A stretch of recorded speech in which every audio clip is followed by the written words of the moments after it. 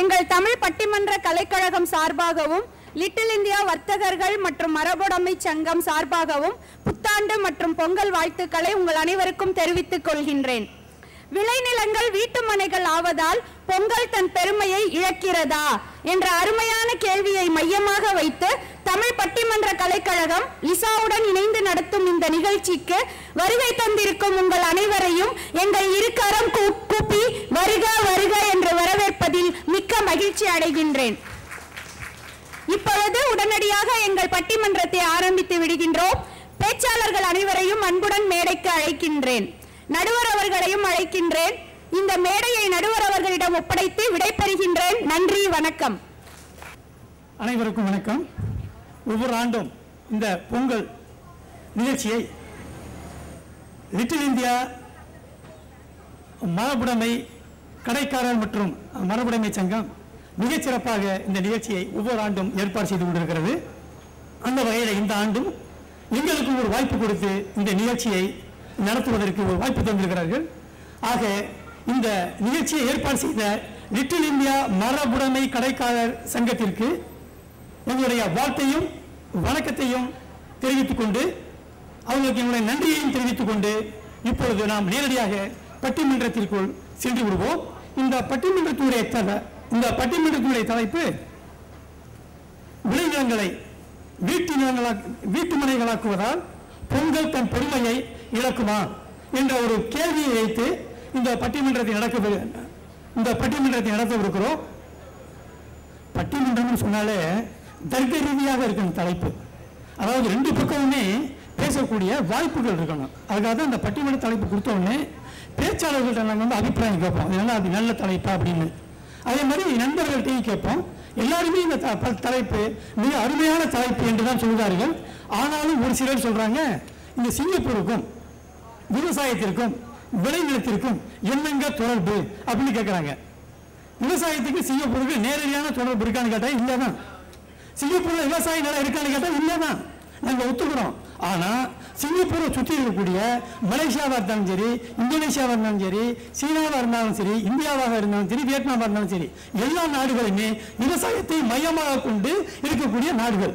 இந்த நாடுகளுடைய விவசாய உற்பத்தி எல்லாமே சிங்கப்பூர் சந்தையை நம்பித்தான் இருக்கிறது. அது ஒரு முக்கியமான விஷயம். அது அவர்கள் எதை விளைவித்தாலும் இது சிங்கப்பூர் சந்தையில் விற்க முடியுமா என்பதுதான் அவர்களுடைய முதல் குறிக்கோளாக நோக்கமாக இருக்கிறது. அடுத்தது வீட்டுமனை. இப்பொழுது தரிசு நிலமாக இருந்தாலும் சரி, விளைநிலமாக இருந்தாலும் சரி, இப்போ வீட்டுமனைகள் ஆக்கும் பொழுது இது இப்போ உலகம் முழுவதும் ஒரு மிகப்பெரிய ஒரு வியாபாரமாக நடந்து கொண்டிருக்கிறது.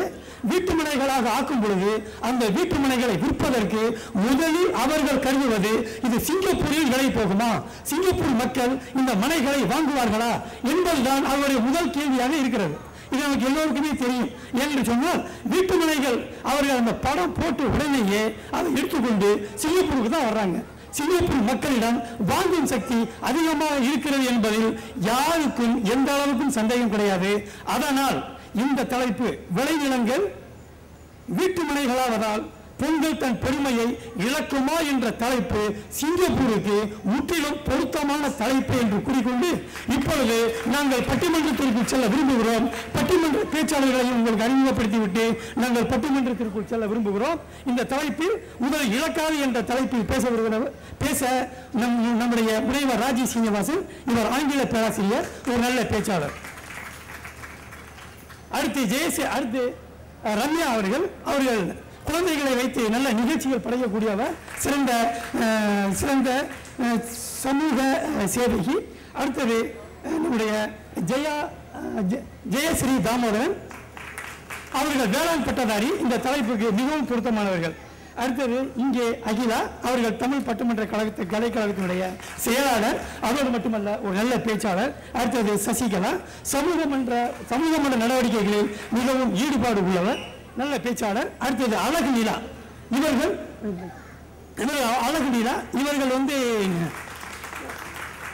இவர்களும் நல்ல சிறந்த பேச்சாளர், நல்ல எழுத்தாளர். ஆக இந்த 6 பேரும் இந்த நிகழ்ச்சியை சிறப்பிக்கவிருக்கிறார்கள். நான் அதிக நேரம் எடுத்துக்கொள்ள விரும்பவில்லை. இப்பொழுது நேரடியாக நாம் பட்டிமன்றத்திற்குள் சென்று விடுவோம். நன்றி, வணக்கம். விளைநிலங்கள் வீட்டுமனைகளாவதால் பொங்கல் தன் பெருமையை இழக்குமா இழக்காது என்ற அணியின் முதல் பேச்சாளர் முனைவர் ராஜே சீனிவாசன். தொன்று நிகழ்ந்தது அனைத்து உணர்ந்திடும் சூழ்கலை வாணர்களும் இவள் என்று பிறந்தவள் என்று இயல்பினலாம் என் தாயே தமிழே. வணக்கம். வேதநூல் முதலாகி விளங்குகின்ற கலை அனைத்தும் ஓதுவர் எல்லாரும் உழுவார் தந்தலை கடைக்கே கோதைவேள் மன்னவர்கள் குடைவளமும் குழிவளமே ஆதலால் இவர் பெருமை யாருரைக்க வல்லாரே என்று ராம காதை பாடிய கம்ப நாட்டாரே தான் தெய்வமாக கருதிய ராமருக்கும் மீதாக உழவர்களின் பெருமையை எடுத்து உரைத்தார். அந்த உழவர்களின் அடி தொழுது என் உரையை இன்று தொடங்குகின்றேன். விளைநிலங்கள் வீட்டு மனைகள் ஆனாலும் பொங்கல் தன் பெருமையை இழக்காது. இதுவே எங்கள் அணியின் வாதம். நீங்கள் நினைக்கலாம், உழவர் அடி தொழுது விளைநிலங்கள் வீட்டு மனைகளானால் பொங்கல் பெருமையை இழக்காது என்று பேச வந்துள்ளார்களே என்று. உண்மை என்னவென்றால், விளைநிலங்களை மட்டுமே அடிப்படையாக கொண்டு உழவர் திருநாளாக இருந்த பொங்கல் அதனுடைய பரிணாமங்கள் மாறி என்று தமிழர் திருநாளாக உருவெடுக்க ஆரம்பித்ததோ அன்றே தெளிவாக தெரிந்துவிட்டது. விளைநிலங்கள் வீட்டு மனைகள் ஆனாலும் பொங்கல் தன்னுடைய பெருமையை இழக்காது. நீங்கள் ஒன்று புரிந்து கொள்ள வேண்டும். நாங்கள் எங்கள் அணியின் இவர்கள் இவரை கண்டிப்பா குழப்ப பார்ப்பார்கள். எங்க எதிரணியினர் என்னெல்லாம் சொல்ல பார்ப்பார்கள் சொன்னாக்க, விளைநிலங்கள் வீட்டு மனைகளானா பரவாயில்லன்னு சொல்றாங்க. விவசாயத்தை பத்தி இவங்களுக்கெல்லாம் என்ன தெரியும்? எல்லாம் தெரியுங்க எங்களுக்கும். விளைநிலங்கள் வீட்டு மனைகளானால் பரவாயில்லை என்பது அல்ல எங்களது அணி. ஆம், விளைநிலங்கள் சில பல இடங்களில் வீட்டு மனைகளாக மாறிக்கொண்டு இருக்கின்றன. ஆனால் இது இன்று நேற்று நடப்பது கிடையாது. இதெல்லாம் நடக்க ஆரம்பித்து பல ஆண்டுகள் ஆகிவிட்டன. ஆனாலும் மேலுக்கு மேல் பொங்கல் தன்னுடைய பெருமையை இழக்காமல் வேகம் எடுத்து மிகவும் சிறப்பாக அனைத்து இடங்களிலும் கொண்டாடப்பட்டு வருகின்றது என்பதுதான் எங்களுடைய வாதம். அதாவது விவசாய தொழிலாளிகளுக்கு பற்றாக்குறை, விளைபொருட்களை சேமிப்பதில் பதப்படுத்துவதில் பல பிரச்சனைகள் இருக்கின்றன. அதை தவிர வானம் பார்த்த பூமியாக பல இடத்தில் இருக்கிறது. நிலத்தடி நீரை எவ்வளவு சுரண்ட முடியுமோ அவ்வளவு சுரண்டி ஆகிவிட்டது. இப்படி இருக்கக்கூடிய நிலையிலே நிலங்கள் தரிசாக மாறிக்கொண்டிருந்தன. எவ்வளவு நாள் உங்களுடைய நல்ல பேர் வாங்குவதற்காக விவசாயிகள் தரிசு நிலத்தை அப்படியே வைத்துக் கொண்டு அதை வேடிக்கை பார்த்து கொண்டு விவசாய பட்டம் மட்டும் சுமந்து கொண்டிருப்பார்கள். அவர்களுக்கும் வயிறு இருக்கிறது, அவர்களுக்கும் குழந்தைகள் இருக்கின்றார்கள். அதற்காக அவர்கள் சில சமயம் அந்த தரிசை விற்பதற்கு தள்ளப்படுகின்றார்கள். அப்படி செய்வதால் அவர்கள் பொங்கலின் பெருமையை அவர்கள் குறைத்து விடுவார்கள் என்று யாரும் கண்டிப்பாக கருதக்கூடாது. அதுதான் எங்களது வாதம். நீங்கள் புரிந்து கொள்ள வேண்டியது என்னவென்றால், விளை நிலங்கள் வைத்திருப்பவர்கள் தான் பொங்கல் கொண்டாட வேண்டும் என்று இருந்தால் இன்று ஒரு நகரத்தை சேர்ந்த மனிதன் கூட பொங்கலே கொண்டாட முடியாது. இதுதான் எங்களுடைய வாதம். சிங்கையில எந்த இடத்துல விளைநிலம் இருக்கு, ஒரே ஒரு துளசி செடி தொட்டி வைக்கிறதுக்கு கூட பல இடத்துல இடம் கிடையாது. இப்படிப்பட்ட சிங்கையில் எனக்கு தெரிந்து 25 வருடங்களுக்கு முன்பாக இருந்ததை விட இன்று நாளுக்கு நாள் பொங்கல் வேகம் எடுத்து மிகச்சிறப்பாக சிங்கையிலே கொண்டாடப்பட்டு வருகின்றது. இது ஒன்றே போதும் பொங்கலினுடைய சிறப்பை பெருமையை எதுவும் குறைக்க முடியாது என்று. அதே போல நீங்கள் இன்னொன்று புரிந்து கொள்ள வேண்டும். பொங்கல் இயற்கைக்கு நன்றி செலுத்தும் விழாதான் இல்லை என்று சொல்லவில்லை. ஆனால் பொங்கலை பாரம்பரியத்தையும் கலாச்சாரத்தையும் பண்பாட்டையும் காப்பாற்றக்கூடிய ஒரு திருவிழாவாக மாற்றி தமிழர்கள் வெகு காலம் ஆகிவிட்டது. அதாவது இந்தியாவுக்கு வெளியில முதலில் எத்தனை தமிழர்கள் இருக்கிறார்கள் என்று உங்களுக்கு தெரியுமா? ஐரோப்பிய நாடுகளிலும் அமெரிக்கா யூகே போன்ற இடங்களிலும் மட்டுமே 10 லட்சத்துக்கும் மேற்பட்ட தமிழர்கள் இருக்கின்றார்கள். பிரான்ஸ் நாட்டில் இருக்கும் தமிழர்கள் மட்டுமே 80,000 தமிழர்கள் இருக்கின்றார்கள்.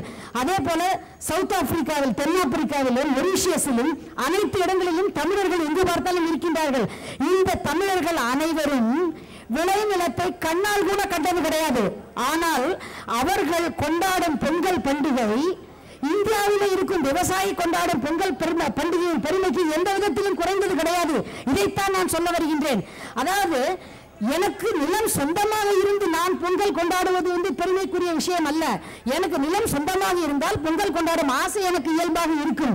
ஆனால் நிலத்தை கண்ணால் கூட பார்க்காத பலவிதமான மக்களும் அவர்களுடைய அடுத்த தலைமுறைக்கு கூட இது தமிழர் திருநாள், இது தமிழர்களின் பாரம்பரியம், இது தமிழர்களின் கலாச்சாரம் என்று உணர்வு கொண்டு செலுத்துகின்ற கொண்டாடுகின்றார்களே, அதுதான் பொங்கல் பண்டிகையின் பெருமை.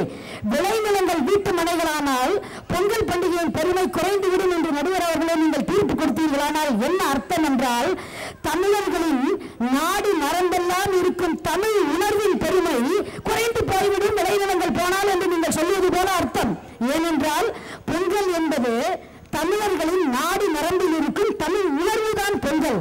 அந்த தமிழ் உணர்வு விளைநிலங்கள் வீட்டு மனைகளாக மாறுவதனால் கெட்டு போகாது, பெருமை குலைந்து போகாது. மறுபடியும் சொல்கிறேன், எந்த விவசாயி பெற்ற மக்களும் விளைநிலங்கள் வீட்டு மனைகளானால் நாட்டுக்கு நஷ்டமில்லை என்று நான் தவறாக சொல்வது போல நினைக்க வேண்டாம். ஆம், விளைநிலங்கள் வீட்டு மனைகளானால் அரிசி விலை ஏறும், காய்கறி விலை ஏறும், உங்களுடைய அனைத்து வகையான உணவு உற்பத்தியினுடைய விலையும் ஏறும். அது இல்லைன்னு சொல்லவில்லை. ஆனால் ஒன்று நிலை வைத்துக் கொள்ளுங்கள், வெள்ளி விலையும் தங்கம் விலையும் ஏற ஏறத்தான் அவருடைய பெருமையும் அதிகரித்த அனைவரும் இன்னும் அதிகமாக கடன் வாங்கியோ கொள்ளையடித்தோ அதை உபயோகப்படுத்த ஆரம்பித்திருக்கின்றார்கள் என்பதுதான் மிகவும் கசப்பான உண்மை. அப்படி இருக்கும் பொழுது உணவு பொருளின் விலை சீப்பா இருக்கிற வரைக்கும் அதனுடைய மதிப்பு கூட தெரியாம இருந்தவங்க கூட ஒரு கிலோ அரிசியை நீங்கள் கண்காட்சியில் வைத்தீங்கன்னு வச்சுக்கோங்கள், அந்த அரிசியை உற்பத்தி செய்தவனை கடவுளுக்கு மேலாக பார்க்க ஆரம்பித்துவிடும் காலம் வருமா என்னமோ நமக்கு தெரியாது.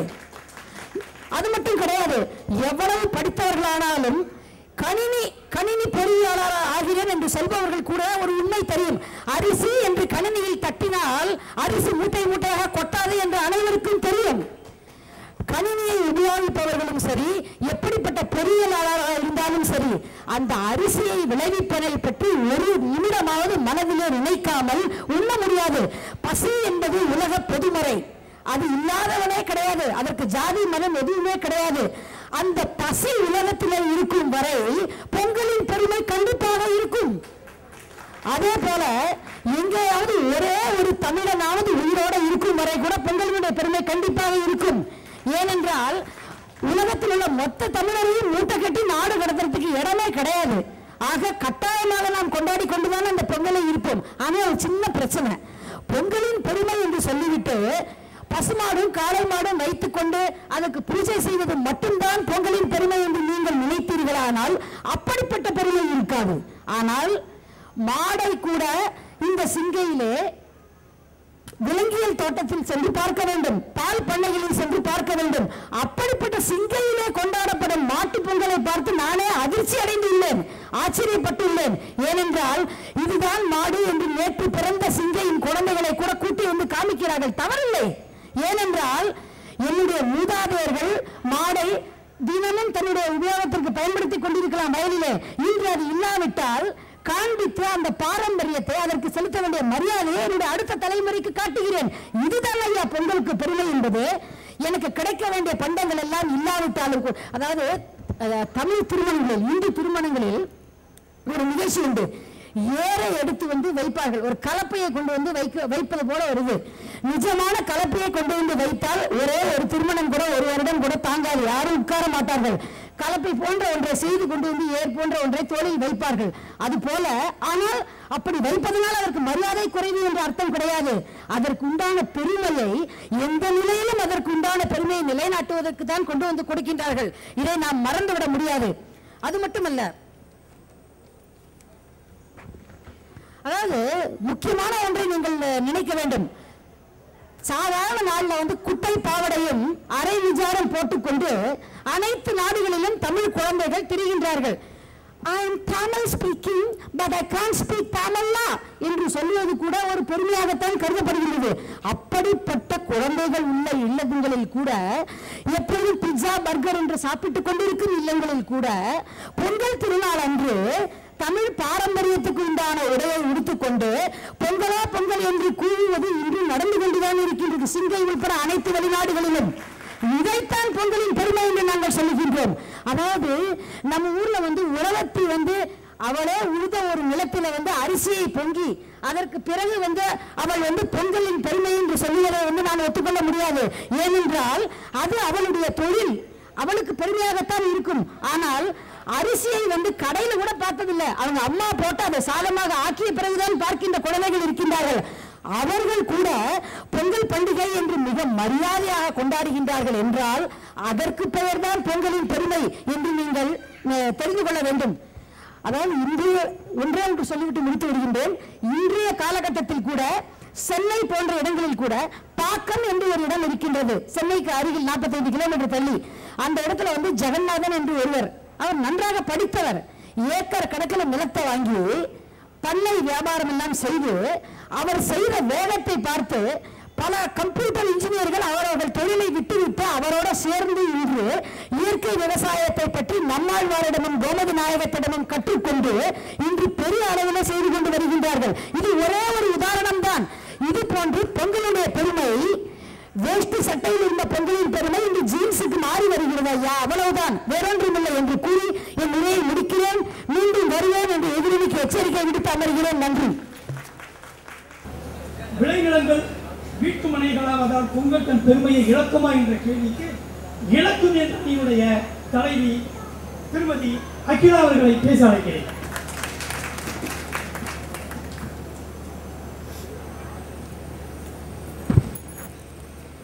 மும்முரசு கட்டிலிலும் முச்சங்க தொட்டிலிலும் முத்து புகழ் படைத்து 3 நெறி வளர்த்து கத்து கடல் அலை போல் கருத்தூற்றாய் மலையூற்றாய் காவியங்கள் பலகண்ட அன்னை தமிழ்த்தாயை இந்த அகில அடக்கமோடு வணங்கி மகிழ்கின்றேன்.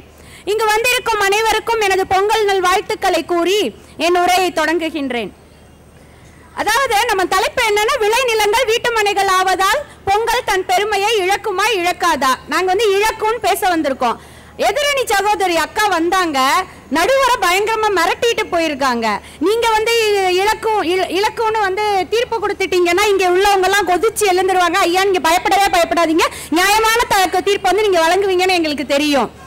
அப்புறம் எங்க அணிய இவங்க பயங்கரமா உங்களை எல்லாம் குழப்புவாங்க அப்படியே உங்ககிட்ட முன்னாடியே அவங்க சொல்றாங்களாமா. ஏன்னா அவங்க ரொம்ப குழப்பமா பேசுவாங்கன்னு அவங்களுக்கே தெரியும். அதனால நாங்க ரொம்ப குழப்போம்னு முன்னாடியே சொல்லிட்டு போயிட்டாங்க. அதாவது கல் தோன்றி மண் தோன்றா காலத்து முன் தோன்றிய வாளோடு முன் தோன்றிய மூத்த குடி நம் தமிழ் குடி என்றால் தமிழ் மொழி தொன்மையும் இனிமையும் பெற்று விளங்குவதற்கு காரணம் நம் தமிழரின் அறிவார்ந்த வாழ்வு சார்ந்த வாழ்க்கையாகும். தனித்திறங்கும் தன்மை தமிழனுக்கு உண்டு, தமிழை ஞாலத்தின் பண்டு என்ற பாவேந்தர் பாரதிதாசனின் பன்மொழிகள் தமிழரின் சிறப்புகளை வெகு அழகாக எடுத்துரைக்கின்றது. தேன்மதுர தமிழோசை உலகமெங்கும் பரவ வழி செய்திட வேண்டும். அத்தகைய வழி செய்வது நம் தமிழரின் பண்பாடு. அந்த பண்பாட்டின் சின்னமாக விளங்குவதுதான் உழவு தொழில். விவசாய நிலைமை இல்லைன்னா கூட தமிழரோட பண்பாடு கலாச்சாரத்தை வச்சு பொங்கல் கொண்டாடுறோங்கிறாங்களே, தமிழரோட பண்பாடு கலாச்சாரம் என்ன? ஒரே ஒரு எடுத்துக்காட்டு தான். பொங்கல் இது பொங்கலோட கொண்டாட்டம் அப்படின்னு சொல்லி இந்த மேடை அமைச்சிருக்காங்க. மேடைக்கு பின்னாடி என்ன போட்டிருக்காங்க? பொங்கல் கொண்டாட்டம்னு விவசாயத்தை தான் போட்டோ போட்டிருக்காங்களே தவிர வேற எதுவுமே போடல. இதுல இருந்தே தெரியுது விவசாயமும் விளைநிலங்கள் மட்டும்தான் பொங்கலோட பெருமைன்னு. உழவுக்கும் தொழிலுக்கும் வந்தனை செய்வோம் என்று வாழ்ந்து வந்தோம். அந்த உழவுக்கும் தொழிலுக்கும் ஆதாரமாக விளங்குவது விளைநிலங்கள். அத்தகைய விளைநிலங்களின் மகிழ்ச்சியே, அத்தகைய விளைநிலங்களின் கொண்டாட்டமே பொங்கல் என்பதுதான் எங்கள் அணியின் வாதம். அதாவது ஒரு பொங்கலோட பெருமை என்னன்னு தெரியாம எதோ சொன்னாங்க எதிரணி சகோதரி. பொங்கலோட பெருமை என்னன்னா, நம்ம நிலத்துல கஷ்டப்பட்டு விளையிற முதல் அரிசி, நெல், காய்கறிகள், கனிகள், கரும்புகள் அனைத்தையும் நம்ம விளைநிலத்துல விளையிறதுக்கு உதவுன இயற்கைக்கு செலுத்தி நன்றி சொல்வதே பெருமை, பொங்கலின் பெருமையாகும். விளைநிலம் இருந்தா தானே அதுல விளையிறத வச்சு நம்ம இயற்கைக்கு நன்றி சொல்ல முடியும். இவங்க ஏதோ விவசாயி இருக்கிறதெல்லாம் தனி நாடு, நம்ம எல்லாம் மிச்ச நாடு அப்படிங்கிற மாதிரி பேசிட்டு போயிருக்காங்க. விவசாயத்தோட சேர்ந்து வாழ்றதுதான் மக்கள், நம்மளோட தமிழர் பண்பாடு. விவசாயமே இல்லாம எப்படி நம்ம வாழ முடியும்? விவசாயி சேத்துல கால் வச்சாதான் நம்மள சோத்துல கை வைக்கிறோம்னு அப்ப சொல்லுவோம். இப்ப அது கூட கிடையாது. விவசாயி சேத்துல கால் வச்சாதான் விவசாயியே சோத்துல கை வைக்க முடியும். அவனே விதை நெல்லுக்கும் பொங்கலோட புதுசா பொங்கல் வைக்கிற அரிசிக்கும் கடையில போய் அரிசி வாங்குற நிலைமையில ரொம்ப மோசமான நிலைமையில நம்ம நாடு இருக்குது. அதாவது ஒரு ஆசிரியர் பாடம் நடத்திட்டு இருந்தாராம் பள்ளிக்கூடத்துல. விவசாயம் நம்ம நாட்டோட முதுகெலும்பு அப்படின்னு சொல்லிட்டு அதுக்கு வேகமா ஒரு மாணவன் எந்திரிச்சு கேட்டாராம், அதான் சார் யாராலுமே திரும்பி பார்க்க முடியல அப்படின்னு. இப்படி கேலி கூத்தா சொல்ற மாதிரி ஆயி போயிடுச்சு நம்மளோட விவசாயம். எல்லாரும் நான் டாக்டர், நான் இன்ஜினியர், நான் லாயர், ஒரு 4 சாக்லேட்டை கண்ணாடி பட்டயத்துல போட்டு விக்கிறேன் கூட நான் பிசினஸ் மேன் ரொம்ப பெருமையா சொல்றான். ஆனா யாராவது ரொம்ப பெருமை நான் விவசாயி அப்படின்னு யாரோ சொல்றோமா? விளைநிலங்களே இல்ல, வீட்டு மனைகள் ஆயிக்கிட்டு இருக்கு. விவசாயம்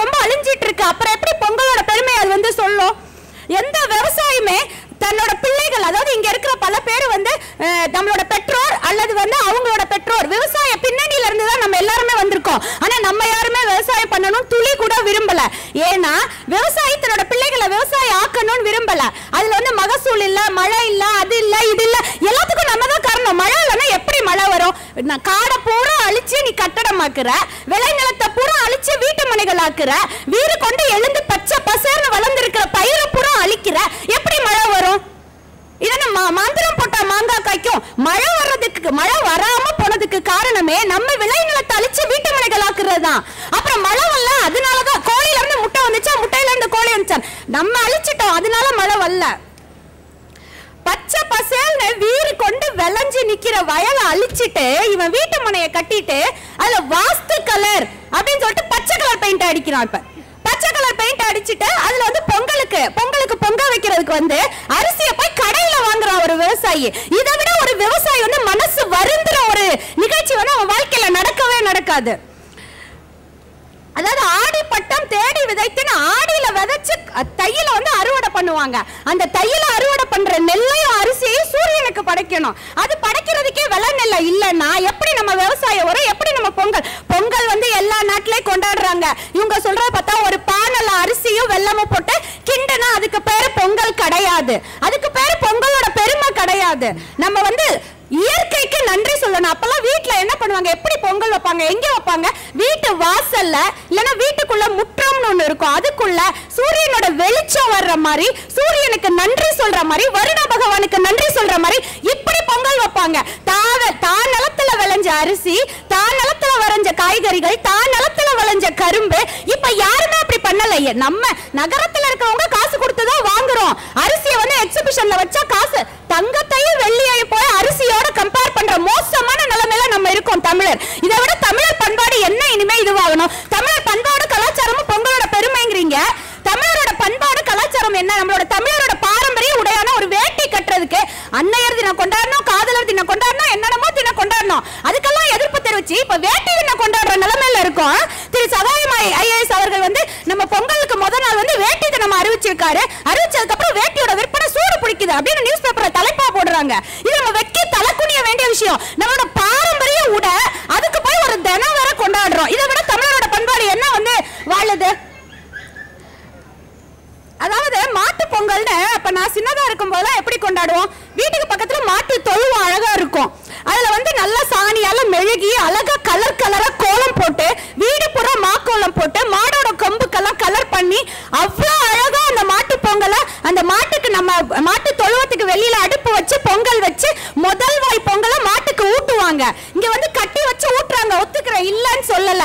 ஆனா கோலம் போட கூட அந்த மாட்டு தொழுவை, மாடே இல்ல, சரி விளை நிலமே இல்ல, அதுக்காக மாடும் இல்ல, 1-2 விளை நிலம் இருந்தாலும் டிராக்டர் வந்துருச்சு, ஒத்துக்கிறேன். மாட்டு தொழுவமே அழிக்கப்பட்டு அந்த பாரம்பரியமே இல்லாத ஒரு கிராமங்களை தான் இப்ப நான் பார்த்துட்டு இருக்கேன். இதெல்லாம் விட்டுருவோம். Facebookல, Twitterலயும் I won the first prize in Rangoli competition in the Pongal celebration. இதுதான் இப்ப மாட்டு பொங்கலா வந்துட்டு இருக்கு. இதுதான் தமிழரோட பண்பாடா? நீங்க சொல்றீங்க தமிழரோட பண்பாடு கலாச்சாரம் பொங்கல் பெரும் இருந்தா நாங்கள் ஒத்துக்குவோம். விவசாயமோ விளைநிலமோ முக்காவாசி இருந்தா பெருமையும் பண்பாடு கலாச்சாரமும் காவாசியாவது இருக்கணுமே. எதுவுமே பொங்கலோட பெருமையா சொல்லலாம் தான் ரொம்ப மன வருத்தத்தோட நாங்க இங்க வந்து சொல்லிட்டு இருக்கோம். அதாவது அதுக்கப்புறம் இந்த ஜல்லிக்கட்டு வரும். மாடெல்லாம் 2 நாள் மாட்டு பொங்கல் முடிஞ்சு 3ஆவது நாள் மாடுகளை அவுத்து அந்த விவசாயம் அந்த வருஷம் பூரா உழைச்சலோட களைப்பா போக்குறதுக்கு ஜல்லிக்கட்டு விடுவாங்க. அந்த ஜல்லிக்கட்டுக்கே இடம் இல்ல, நிலம் இல்ல, பக்கத்துல வந்து நகரம் வந்துருச்சு, அது இதுன்னு ஜல்லிக்கட்டையே ரத்து பண்ற அளவுக்கு இன்னைக்கு நம்மளோட தமிழர் பண்பாடு போயிட்டு இருக்கு. ஒரு பொங்கல் கூட அதோட பெருமையை உணர்த்துற மாதிரி நம்ம கொண்டாடவே கிடையாது. தமிழர் திருநாள் தை முதல் நாள் அமிழ்தன இனிக்கும் பொங்கல் திருநாள், உழைப்பின் வியர்வை உணர்த்தும் பெருநாள், களைப்பில்லா முயற்சிக்கு பயன் பெற்று புதுமை இன்பம் பூணும் நன்னாள்.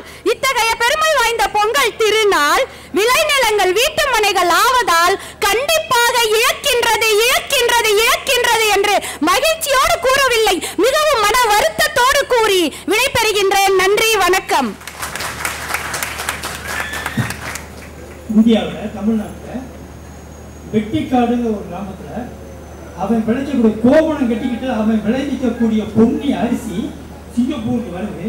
நம்ம 5 கிலோ 7 வெள்ளியோ 8 வெள்ளியோ கொடுத்து வாங்குறோம். இந்த காசு நேரடியாக யாருக்கு போகுதுன்னு கேட்டீங்கன்னாக்க பல வழிகளில் கடந்து கடைசியாக அந்த கோமணம் கட்டி இருக்கின்ற அந்த விவசாயிக்கு ஒரு பங்கு வச்சிருக்கிறார். நான் எத்தனையோ நாடுகளில் பொங்கல் பண்டிகை கொண்டாடுவதை பார்த்திருக்கிறேன். பெருமைக்காக சொன்னாங்க, உண்மையிலே நான் பார்த்திருக்கேன். ஆனா அது உணர்வு பூர்வமாக பொங்கல் கொண்டாடப்படுவது சிங்கையில தாங்க. இன்னும் சிங்கையில இங்க வந்து விவசாய நிலம் இல்லைங்கிறனாலையும் மாடு இல்லைங்கிறனாலையும் சிங்கைகள் நடத்துற பொங்கல் பண்டிகையை ரொம்ப கொச்சப்படுத்துறாங்க. அந்த கொச்சப்படுத்துறதா ஏன் கொச்சப்படுத்துறாங்கிறதா எனக்கு நடக்கல. ஏன் கேட்டீங்கன்னாக்க இன்னைக்கு பாருங்க, மக்கள் மண்டிக்கிட்டு வாங்குறாங்க. கரும்பு மஞ்சள் கொத்து எதுக்குங்க வாங்கினா பானையே அவங்களோட பானையில ஏங்க வாங்கினா பாரம்பரிய கலாச்சாரத்தை மதிக்கிறாங்க, அதனால வாங்குறாங்க. இவங்களோட விவசாயம் பண்ணலைய ஒழிய விவசாயம் செய்து கொண்டிருப்பவர்களுக்கு மிகப்பெரிய ஆதரவு கொடுத்து கொண்டிருப்பவர்கள் சிங்கப்பூரர்கள். அதனால சிங்கப்பூருக்கும் பொங்கல் பண்டிகைக்கும் தொடர்பில்லை நம்ம சொல்ல முடியாது. தொடர்பு நிச்சயமாக இருக்கிறது. ஆனா ராஜ்யம் ஒரு காரணம் சொன்னாங்க. என்னன்னு கேட்டீங்கன்னாங்க, விளைநிலங்களை மட்டுமே பொறுத்தவல்ல இந்த பொங்கல் பண்டிகை சொன்னாங்க. நான் தீர்ப்பு சொல்லும் பொழுது எல்லாவற்றையும் நான் விவரமாக சொல்லுவேன். இப்ப நான் அடுத்த பேச்சாளருக்கு போயிடுவோம். இலக்காது என்ற அணியினுடைய இரண்டாவது பேச்சாளர் திருமதி ரம்யா சுரேஷ்.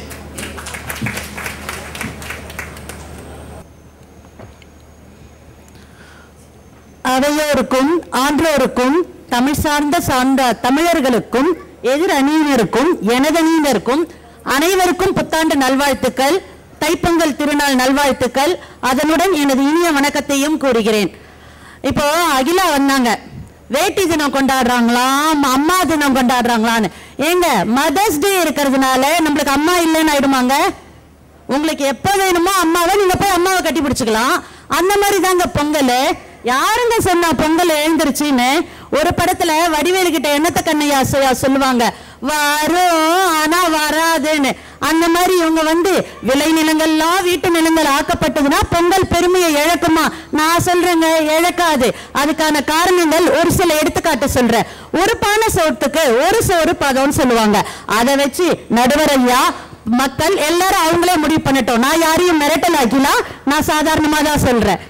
இன்னொரு விஷயம், இவங்க சொன்னாங்க விளை நிலங்கள்லாம் வீட்டு மனைகள் ஆயிடுச்சுன்னு. ஆயிருக்கு. எந்த இடத்துல ஆயிருக்கு?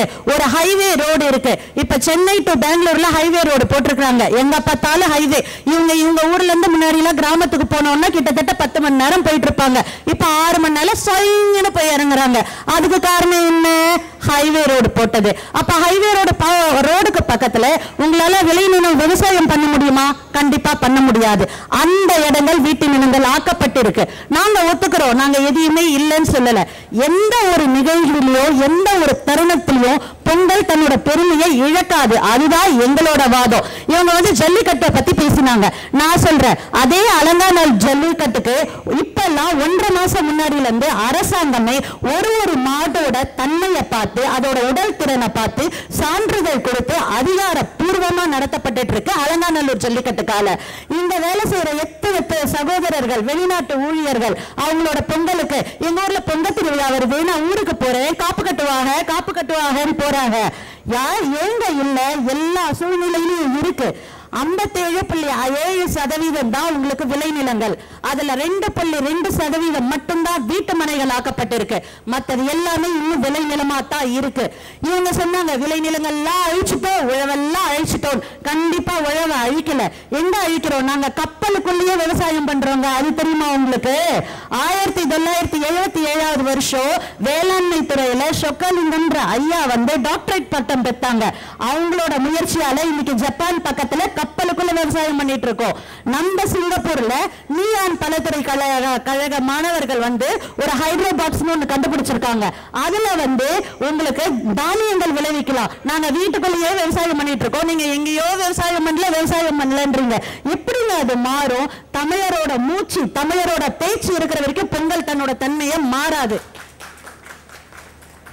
நான் ஒரு வார்த்தை கேட்கிறேன், 34 சென்ட் ஏலத்துல உங்களால என்ன பண்ண முடியும்? கேட்டா 2 செடி வைப்பேன், 4 பூந்தொட்டி வைப்பேன்னு சொல்லுவீங்க. எனக்கு தெரிஞ்சு திருநெல்வேலியை சேர்ந்த ஃபெலிக்ஸ்னு ஒரு கணினி பொறியாளர், அவர் படிச்சது வேளாண் துறை கிடையாது, கணினி பொறியாளர் தன்னோட வீட்டுக்கு வாசல்ல ஒரு விவசாய சாகுபடி பண்ணி தன்னோட குடும்பத்துக்கு அவர் அதுலதான் வந்து சாகுபடி பண்ணிக்கிட்டு இருக்காரு. எல்லா இயற்கையான தானியங்கள், பழங்கள், காய்கறிகள் எல்லாத்தையுமே ஒரு விவசாயம் பண்ணிக்கிட்டு இருக்காரு. இன்னொரு விஷயம், இப்ப வந்து நம்ம இவங்க சொல்லிட்டு இருக்காங்க எல்லாரும் வந்து தரிசு நிலமா ஆக்கிட்டோம். நான் சொல்றேன் அதே தரிசு நிலத்துல ஒரு விவசாயி விஞ்ஞானியான கதை தென் தமிழகத்தை சேர்ந்த முருகேசன் என்ற விவசாயி ஒரு புதுவிதமான முருங்கைக்காயை கண்டுபிடிச்சு இன்னைக்கு தென்னிந்தியாவுக்கு 4000 முருங்கைக்காய் ஏற்றுமதி பண்ணிருக்காரு. அவர் மூலியமா ஆந்திர பிரதேசல வறண்டு கிடந்த இடத்துல எல்லாம் அவரோட முருங்கைக்காவை பயிரிட்டு இருக்காங்க. இங்க குறைஞ்சு போச்சு. 2 மாசத்துக்கு முன்னாடி கோயம்புத்தூர்ல வாழைப்பழ திருவிழான்னு ஒண்ணு பண்ணாங்க. அந்த வாழைப்பழ திருவிழால தமிழகத்துல இருக்கிற தென்னிந்தியால இருக்கிற எல்லா கிராமத்து விவசாயியும் கலந்துகிட்டாங்க. அதுல வந்து சொட்டு நீர் பாசனம், உரநீர் பாசனம், திசு கன்று வளர்ப்பு முறைகள் இவை எல்லாம் வந்து வேளாண் துறை பேராசிரியர்களால இயற்கை பூர்வமா மக்களுக்கு சொல்லிக் கொடுக்கப்பட்டிருக்கு. இவங்க என்னடான்னா உழவர்களை மதிக்கல, நம்ம அதை பண்ணல இதை பண்ணலன்றாங்க. ஜல்லிக்கட்டை பற்றி மட்டும் பேசினாங்களே பொங்கலுக்கு, ஏன் மத்ததை பத்தி அவங்களுக்கு தெரியாதா? நான் சொல்றேன் எல்லா விளையாட்டும் அதுல இருக்கு. ஜல்லிக்கட்டுனா பெண்களுக்கு கோலம் போடுற போட்டி, பொங்கல் வைக்கிற போட்டி. இது கிராமத்திலேயே நடக்கும். சிங்கப்பூரை வச்சுட்டு நான் சொல்லல, கிராமத்துல நடக்கிறத சொல்றேன். கரும்பு உடைக்கிற போட்டின்னு ஒண்ணு இருக்குங்க. 20 கரும்பு வச்சுட்டு 20 கரும்பையை உடைக்கணும். அப்புறம் வலுமரம் ஏறும் போட்டி, அதுக்கப்புறம் உரியடிக்கும் போட்டி. இது எல்லாமே இருக்கு. இது எல்லாமே ரேக்லா ரேஸ். அதுல இருக்கிற ஹைலைட்டே ரேக்லா ரேஸ். அந்த ரேக்லா ரேஸை இன்னைக்கு வந்து கவர்மெண்ட் வந்து அதிகாரப்பூர்வமா நடத்துறாங்க. ஆரம்ப காலத்துல பண்ணையாரோ இல்ல நில ஜாம்பவான்கள் மட்டும்தான் அதை பண்ணிட்டு இருந்தாங்க. இன்னைக்கு தேதிக்கு விவசாய இளைஞர்களுக்காக கவர்மெண்டே பண்ணிக்கிட்டு இருக்காங்க. அந்த மாதிரி நிறைய விஷயங்கள் இப்ப நடந்துட்டு இருக்கு. இவங்க சொன்னாங்க எல்லாத்தையும் நம்ம வந்து இயற்கையே சாவடிச்சிட்டோன்னு. நான் சொல்றேன் இயற்கைக்கு புது வடிவம் ஒண்ணு நம்ம கொடுத்திருக்கோம். இப்ப நடக்கிறது வந்து விவசாய புரட்சி. சோலார் பேனல்ஸ் அப்படின்னு சொல்ற சூரிய ஒளி மூலியமா மின் உற்பத்தி நடக்குது. கோயம்புத்தூர் பக்கத்துல 5000 ஏக்கர்ல அது மூலியமா நீர்ப்பாசன வசதியும் பண்ணிக்கிட்டு இருக்காங்க. இங்க உங்களுக்கு எழுந்து போச்சு. எல்லாமே பரிணாம வளர்ச்சியில மாறி இருக்கு. ஆரம்பத்துல மனுஷன் குரங்கா இருந்தான், இப்ப மனுஷனா இருக்கான். அதுதான் பரிமாண வளர்ச்சி. அதே பரிமாண வளர்ச்சி தான் இப்ப பெண்களுக்கும் நடந்துகிட்டு இருக்கு. இன்னொரு விஷயம் அவங்க சொன்னாங்க, விவசாயி வந்து முதுகெலும்பு அப்படின்னு வாத்தியார் கிட்ட சொன்னதுக்கு ஒரு பிள்ளை கேட்டதாமா. அதனாலதான் சார் அதை பார்க்கவே முடியல, அது முதுகையம் பார்க்க முடியலன்னு. ஒரு மனுஷனுக்கு முக்கியமே முதுகெலும்பு தான். ஒரு குழந்தை கருவுல முதல்ல உருவாறது முதுகெலும்பு தான். அப்படிப்பட்ட முதுகெலும்பு அதுதான்டா முக்கியம்னு அந்த வாத்தியாருக்கு சொல்ல தெரியல. அது வாத்தியார் மேல தப்பு, அந்த பையன் மேல தப்பு கிடையாது. எந்த ஒரு கருத்தையும் கண்ணோட்டத்தையும் நீங்க பாக்குறதுல இருக்கு. உங்களுக்கு வந்து எல்லாமே தப்பா இருக்கு. இந்த மஞ்சக்காரன் கண்ணுக்கு எல்லாம் மஞ்சளா தெரியும்னுவாங்க. அந்த மாதிரி இவங்க கண்ணுக்கு அப்படி தெரியுது. இன்னொன்னு சொல்றேன், இவங்களுக்கு வேட்டைய பத்தி தெரியும், சேட்டைய பத்தி தெரியும், ஜில்லா என்னைக்கு ரிலீஸ் ஆகும் தெரியும், வீரம் என்னைக்கு ரிலீஸ் ஆகும் தெரியும். தொலைக்காட்சியில உழவருக்கு உயிர் விட்டுன்னு ஒரு நிகழ்ச்சி நடக்குது. அதை பத்தி யாராவது கேள்விப்பட்டிருக்கீங்களா? நான் அடிச்சு சொல்றேன், கண்டிப்பா கேள்வி கூட பட்டிருக்க மாட்டாங்க. தயவு செஞ்சு அதை பாருங்க. எவ்வளவு அழகான புரட்சி நடந்துட்டு இருக்குன்றத பாருங்க. எவ்வளவு அழகா விவசாயம் தழைக்குதுன்றத பாருங்க. எங்க வீட்டுல குழந்தைங்க எல்லாம் அக்கா சொன்னாங்க பொங்கலுக்கு வந்து பொங்கல் கூவாங்க. இவங்க சொன்னாங்க வாசல்ல நாங்க வந்து rangoli I want first prize in Mattu Pongal அப்படின்னு சொன்னாங்க. அது கண்டிப்பா இல்லைங்க. இன்னைக்கு காலையில கூட எங்க வீட்டு வாசல்ல கோலம் போட்டு தான் நான் வந்திருக்கிறேன். நீங்க நினைச்சா உங்க வீட்டு வாசல்ல கோலம் போடலாம். நீங்க கோலம் போடாம அது நான் கோலம் போடாம விட்டுட்டு காம்படிஷன்ல மட்டும் போய் போட்டுட்டு போட்டோ எடுத்து அப்லோட் பண்ணீங்கன்னா அதான் நடக்கும். இது வந்து உங்க கையில இருக்கு. தப்பு வந்து உங்ககிட்ட வச்சுட்டு நீங்க அடுத்தவங்கள சொல்லவே கூடாது. அதுக்கப்புறம் இன்னொரு விஷயம், ஒன் மினிட். ஓகே, ஆரோக்கியம் பொங்க, உடலில் உற்சாகம் பொங்க, மகிழ்ச்சி பொங்க, அனைவருக்கும் பொங்கட்டும். தைத்திருந்தால் நல்வாழ்த்துக்கள். வாய்ப்பளித்த அனைத்து உள்ளங்களுக்கும் நன்றி கூறி வரைபெறுகிறேன். நன்றி, வணக்கம்.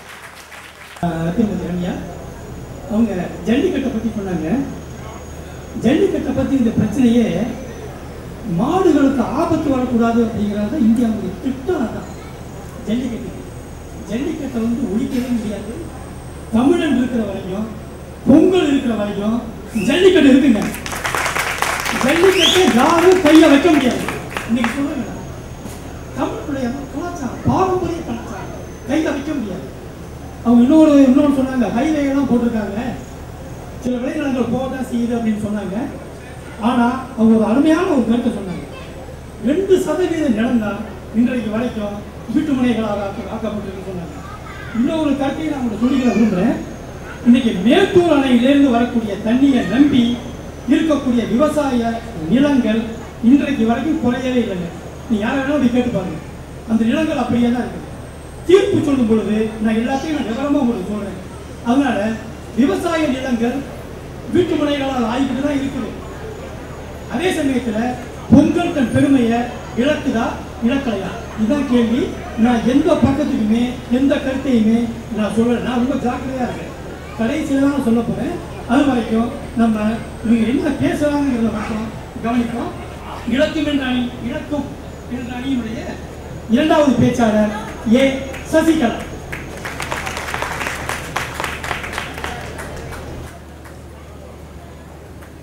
அனைவருக்கும் வணக்கம். என் இனிய பொங்கல் வாழ்த்துக்கள். நடுவர் அவர்களே, பொங்கல் விழா மக்களால் இயல்பாக கொண்டாடப்பட வேண்டும். உழைக்கும் மக்கள் தாமே கண்டுணர்ந்து தமது உழைப்பிற்கும் உதவிய இயற்கைக்கும் தம்மோடு சேர்ந்த உழைத்த கால்நடைகளுக்கும் நமது நன்றியையும் மகிழ்ச்சியும் தெரிவிக்கும் விழாவாக விளங்க வேண்டும். ஆனால் இன்றைய சூழ்நிலையில் விளைநிலங்கள் எல்லாம் கட்டிடமாக மாறியதும் கால்நடைகள் எல்லாம் டிராக்டர்களாக மாறியதும் இப்பொழுது பொங்கல் விழாவின் முக்கியத்துவம் மங்கிவிட்டது என்பதுதான் என் கருத்து. உதாரணத்துக்கு ஒரு போகி பண்டிகையை எடுத்துப்போம். பழையன கழிதலும் புதியன புகுதலும் என்பதற்கேற்ப வாழ்வாதாரம் அளிக்கக்கூடிய வகையில் வீடுகளில் உள்ள பழைய மண்பாண்டங்கள், குவளைகள், பாய், முறம் போன்றவற்றை பொங்கலுக்கு முன்தினம் போட்டுடைத்து எரித்து தைத்திங்கள் முதல் நாளில் இருந்து புதிய பானைகளை சமைப்பது வழக்கம். இவ்வாறு செய்வதால் மனதில் புத்துணர்ச்சி ஏற்படும். இன்றைய சூழ்நிலையில் நாம் இரண்டு விஷயங்களை பார்க்க வேண்டும். முதல் விஷயம், நாம் எதை எரிப்பது? பெரும்பாலான வீட்டு பொருட்கள் மின் அணு சாதனங்களாக மாறிவிட்டது. இதை எரித்து நாம் என்ன புத்துணர்ச்சி பெற முடியும்? இரண்டாவது, எங்கு எரிப்பது? எரிப்பதற்காக தகுந்த இடம் இல்லை. ஆக பொங்கல் பண்டிகை அதன் சிறப்புக்கேற்ப நாம் கொண்டாடுவதில்லை என்பதுதான் என் விவாதம். இன்னொரு நிகழ்ச்சியை நான் உங்களுக்கு சொல்ல விரும்புகிறேன். எனக்கு தெரிஞ்ச சமூக மன்றத்தில் பல வருடங்களாக பொங்கல் விழா நடந்து கொண்டிருக்கிறது. அவர்கள் எதிர்நோக்கம் ஒரே சவால் என்ன என்று தெரியுமா? ஒரு வருடமும் பொங்கல் வைப்பதற்கு, பொங்கல் பானையில் பொங்கல் வைப்பதற்கு பெண்கள் முன் வருவதில்லை. ஏனென்றால் பெரும்பாலான பெண்களுக்கு பொங்கல் பானையில் வைக்க தெரியாதாம். இது ஒரு வருடமும் அவர் எதிர்நோக்கும் சவால். இது வேதனைக்குரிய விஷயம். தற்போதைய தகவல் தொழில்நுட்ப காலத்தை போலில்லாமல் தொலைத்தொடர்பு வசதிகள் இல்லாத அந்நாட்களில் பரம்பரையாக சில குடும்பங்களுக்கே தெரிந்த தங்களின் பாரம்பரிய கலைகளை இளைய தலைமுறையினருக்கு பயிற்றுவித்து வழி வழியாக வந்த கலைகளை சென்று சேரும் விழாவாக பொங்கல் விழா இருந்து வந்துள்ளதை அறிகிறோம். தவில், சிலம்பாட்டம், மயிலாட்டம், ஒயிலாட்டம், தப்பாட்டம், பொய்க்கால் குதிரை என ஒவ்வொரு குடும்பத்திற்குரிய பாரம்பரிய கலைகளை வளர்ப்பதற்காகவே இப்பண்டிகை காலமாக நம் முன்னோர் பயன்படுத்தி வந்தார்கள். இப்பொழுது விளைநிலங்கள் எல்லாம் அழிந்து நகரமயமாக மாறி வருவதால் அதனுடன் சேர்ந்து பொங்கலுக்கே உரித்தான இந்த பாரம்பரிய கலைகள் அழிந்து வருகின்றன என்பதை எல்லோரும் உணர்ந்த ஒரு விஷயம்தான். எங்களுடைய அணித்தலைவி சொன்னார் ஜல்லிக்கட்டு பத்தி, ரொம்ப அழகாக சொன்னார். அணித்தலைவரும் சொன்னார் ஜல்லிக்கட்டு அழியாது, அழியவில்லை என்று. ஜல்லிக்கட்டுக்காக நம்முள் எத்தனை பேர் மாட்டு பொங்கலுக்காக காத்திருப்போம்?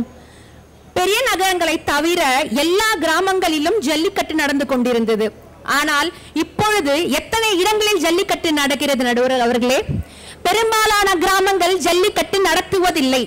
கிராம நிலங்கள் எல்லாம் கட்டிடங்களாக மாறி வரும் இவ்வேளையில் ஜல்லிக்கட்டு நடத்த இடமில்லை என்பதுதான் உண்மை. நம்முள் பலர் அனுபவித்த பசுமையான நினைவுகளை நான் நினைவு கூற விரும்புகிறேன். மாடுகள் எல்லாம் அழகாக அலங்கரிக்கப்பட்டு கொம்புகளுக்கு எல்லாம் வர்ணம் தீட்டி கால்களுக்கு சலங்கை பூட்டி வீதியாக அழைத்து செல்வதை நம்மையே மறந்து நம் வீட்டு வாசலில் அமர்ந்து பார்த்த நாட்களை எண்ணி பாருங்கள். அதே வீதி இப்பொழுது எப்படி உள்ளது? அப்படி ஒரு நிகழ்வு நடந்த தடயமே இல்லை. நாம் காணும் பொங்கல் அன்று அழிந்து போன மற்றொரு விஷயம் ஆற்று திருவிழா. விளைநிலங்களோடு சேர்ந்து ஆற்றுப்படுகைகளும் வீட்டு மனைகளாகிவிட்டன. அதனால் காணும் பொங்கலுக்கே உரிதான சிறப்பான ஆற்று திருவிழா இல்லாமல் போய்விட்டது. முன்பெல்லாம் அவர் கிராமங்களில் இருந்த சாமிகளை ஊர்வலமாக எடுத்து வந்து ஆற்றுப்படுகைகள் அன்று முழுவதும் வைத்திருப்பார்கள். அனைத்து கிராம மக்களும் அங்கு ஒன்று கூடி உறவினர்கள் சந்தித்து உணவுகளை பகிர்ந்து தெய்வங்களை வழிபட்டு செல்வார்கள். இத்தகைய காணும் பொங்கலை இனி நம் கனவில் மட்டும்தான் காண முடியும். நடுவர் அவர்களே, அதிவேகமாக வளரும் காலத்திற்கேற்ப விவசாய நிலங்களும் காடு கழனிகளும் மருங்கிக் கொண்டிருக்கின்றன. சிறு நகரங்கள் தொடங்கி பெருநகரங்கள் வரை தொழிற்சாலை, வீட்டு மனைகள், அடுக்குமாடி குடியிருப்புகளுக்கு கொடுத்து போக எஞ்சியிருக்கும் விவசாய நிலங்களை யாரிடம் பாதுகாப்போம் என்று உறுதிமொழி எடுப்போமாக. முந்தைய பசுமையான பொங்கல் நினைவுகளையும் மூதாதையர்களும் மனதில் எண்ணி பொங்கட்டும் இந்த ஆண்டு பொங்கி வரும் பாலை போல என்று கூடி விடைபெறுகிறேன். நன்றி, வணக்கம். சசிகலா சொன்னாங்க, ஜல்லிக்கட்டு பல ஊர்கள் நடந்துச்சு, இப்ப பல ஊர்கள் நடக்கல அப்படிங்கிறாங்க. பல ஊர்கள் நடக்காததுக்கு காரணம் மாடுகளை பாதுகாக்க முடியாது. அதனாலதான் ஒரு பல சிறிய நிகழ்ச்சிகளுக்கு பதிலாக இரு பெரிய நிகழ்ச்சிகளாக நடக்குதே ஒழிய நிகழ்ச்சிகள் இல்லைன்னு சொல்ல முடியாது. ஜல்லிக்கட்டு நிகழ்ச்சி நடந்துட்டாங்க. ஆக இந்த நிலங்கள் இல்லை என்பதற்காக இந்த ஜல்லிக்கட்டு நடத்தவில்லை என்பது சரியான வாதம் என்று எடுத்துக்கொள்ள முடியவில்லை. ஆக அவர்கள் மிகவும் கண்ணியமாக தன்னுடைய கருத்துக்களை எடுத்து வைத்திருக்கிறார்கள். ஏனென்று சொன்னால் பட்டிமன்றத்தில் கண்ணியம் பாதுகாக்கப்படும், அது ரொம்ப முக்கியம். மிக கண்ணியமாக அவர்கள் பேசினார்கள். இங்கே புகை பிடிக்காதே அப்படின்னு சொல்லலாம், அது ஒரு ஆணை மாதிரி போயிடுது. நீங்கள் புகை பிடிக்காததற்கு நன்றி. இது நம்ம ஏற்கனவே புகை பிடிக்கிறேன்னு அவங்க நினைச்சுக்கிட்டு நன்றின்னு சொல்லிடுறாங்க. இதுக்கு பேர் தான் கண்ணியம். இது போல கண்ணியத்தை காத்து மிக அழகாக அவர்கள் பேசினார்கள். அடுத்து நம்முடைய இலக்காதியல் அணியுடைய மூன்றாவது பேச்சாளர் திருமதி ஜெயஸ்ரீ தாமோதர். நடுவர் உள்ளிட்ட அனைவருக்கும் என்னுடைய முதற்கண் வணக்கம் மற்றும் பொங்கல் நல்வாழ்த்துக்கள். எனக்கு ஒண்ணு புரியலங்க, பொங்கலை செயற்கையா கொண்டாடுறாங்க, இயற்கையா கொண்டாடல அப்படின்னாக்கா என்னன்னு எனக்கு புரியல. இயற்கையா தானே எல்லார் வீட்லயும் அடுப்பு, இப்ப போய் சிங்கப்பூர்ல நீங்க அடுப்பு விறகெல்லாம் வச்சு எரிக்க முடியுமா சொல்லுங்க? எந்தெந்த காலத்துல காலத்துக்கு ஏத்த மாதிரி அழகா நாம பொங்கல் கொண்டாடிட்டு வரோம். அததான் நாம சொல்றோம் பொங்கல் தன்னுடைய பெருமையை இழக்கவில்லை அப்படின்ட்டு. புரியுதுங்களா? அடுத்தது பழையன கழிதலும் புதியன புகுதலும் அவங்களே சொல்லிட்டாங்க. இப்ப ஏர்ல உள்றதில்ல, டிராக்டர்ல தான் உள்றாங்க அப்படின்றாங்க. எல்லாமே உங்களுக்கு மெக்கனைஸ்டா வேணும். ஏக்கருக்கு 10 டன் அரிசியும் விளைவிக்கணும், நெல்லும் விளைவிக்கணும். ஆனா ஏர்ல தான் உழுவேன்னு நீங்க எப்படி அடம் பிடிக்கலாம்? அப்ப எப்படி நீங்க புதிய புகுதலை இது பண்ணுவீங்க? அடுத்து போகிக்கு எல்லாம் எரிக்கிறாங்க. இப்ப கவர்மெண்டே தடை போட்டுடுச்சு, போகிக்கு எதையும் எரிக்க வேண்டான்ட்டு. போகிக்கு எரிக்கணும் எதை சொன்னாங்கன்னா, நம்ம மனசுல இருக்கிற கெட்ட எண்ணத்தெல்லாம் எரிச்சிடுங்கப்பா அப்படின்னா அதை விட்டுட்டாங்க. கெட்ட எண்ணத்தை அழிக்கிறத விட்டுட்டாங்க, எரிக்கிறத விட்டுட்டாங்க. வீட்டுல இருக்கிறத பழையது அழிக்கல அப்படின்ட்டு என்னங்கம்மா பேசுறீங்க நீங்க? அப்புறம் நீங்களே பயிர் பண்ணி நீங்களே பொங்கல் வைக்கணும்னா அதுக்கு நீங்களே போய் அங்க ஊர்ல போய் உட்காந்து விவசாயம் பார்க்கணும். நாங்களே பயிர் பண்ணி நாங்களே பண்ணல அப்படின்ட்டு சொல்லிட்டே இருக்கீங்களே, அது என்ன நியாயம்? கொஞ்சம் அடுத்தது நீங்க பேசுறவங்க சொல்லுங்க. அப்புறம் விளை நிலங்கள் வீட்டு மனைகள் ஆகி இருக்கு, அதனால பொங்கல் தன்னுடைய பெருமையை இழக்குதுன்றாங்க. வீட்டு மனைகள் ஆனதுனால நம்மளுடைய நாட்டினுடைய உணவு உற்பத்தி குறைஞ்சிருக்கான்னு சொல்லுங்க. உங்களுடைய வாதத்தை நான் ஏத்துக்கிறேன். நம்ம இந்திய நாட்டை பொறுத்த வரைக்கும் 1970 உணவு உற்பத்தியில தன்னிறைவு பெற்றுட்டோம், இன்னும் தன்னிறைவாதான் இருக்கிறோம். அத முதல்ல நினைவுல கொள்ளுமாறு எதிரணீரை தயவு செய்து இது பண்ணிக்கோங்க. அப்புறம் பொங்கலுடைய பெருமையை யாருக்குமே தெரியலன்றாங்க. கொஞ்சம் நேத்து முந்தானத்தெல்லாம் கொஞ்சம் டிவி ஆன் இது பண்ணிருந்தீங்கன்னாக்கா தெரியும் உங்களுக்கு. அழகா காலேஜ்ல எல்லாம் இப்ப பொங்கல் கொண்டாட ஆரம்பிச்சுட்டாங்க. அதாவது வீட்டுல பொங்கல் கொண்டாட இருந்தது போய் இப்ப காலேஜ்ல எல்லாம் அழகா பொங்கல் கொண்டாடி பொங்கலுடைய பாரம்பரியத்தை என்ன ஏதுன்ட்டு அடுத்த தலைமுறைக்கு எடுத்துட்டு போற அளவு அவங்க வந்துட்டாங்க. இப்ப என்னுடைய வாதத்துக்கு நான் வரேன். முதல்ல பொங்கல்னா என்னன்ட்டு, பொங்கல் எதுக்காக வைக்கிறோம் முதல்ல தெரிஞ்சுக்கோங்க.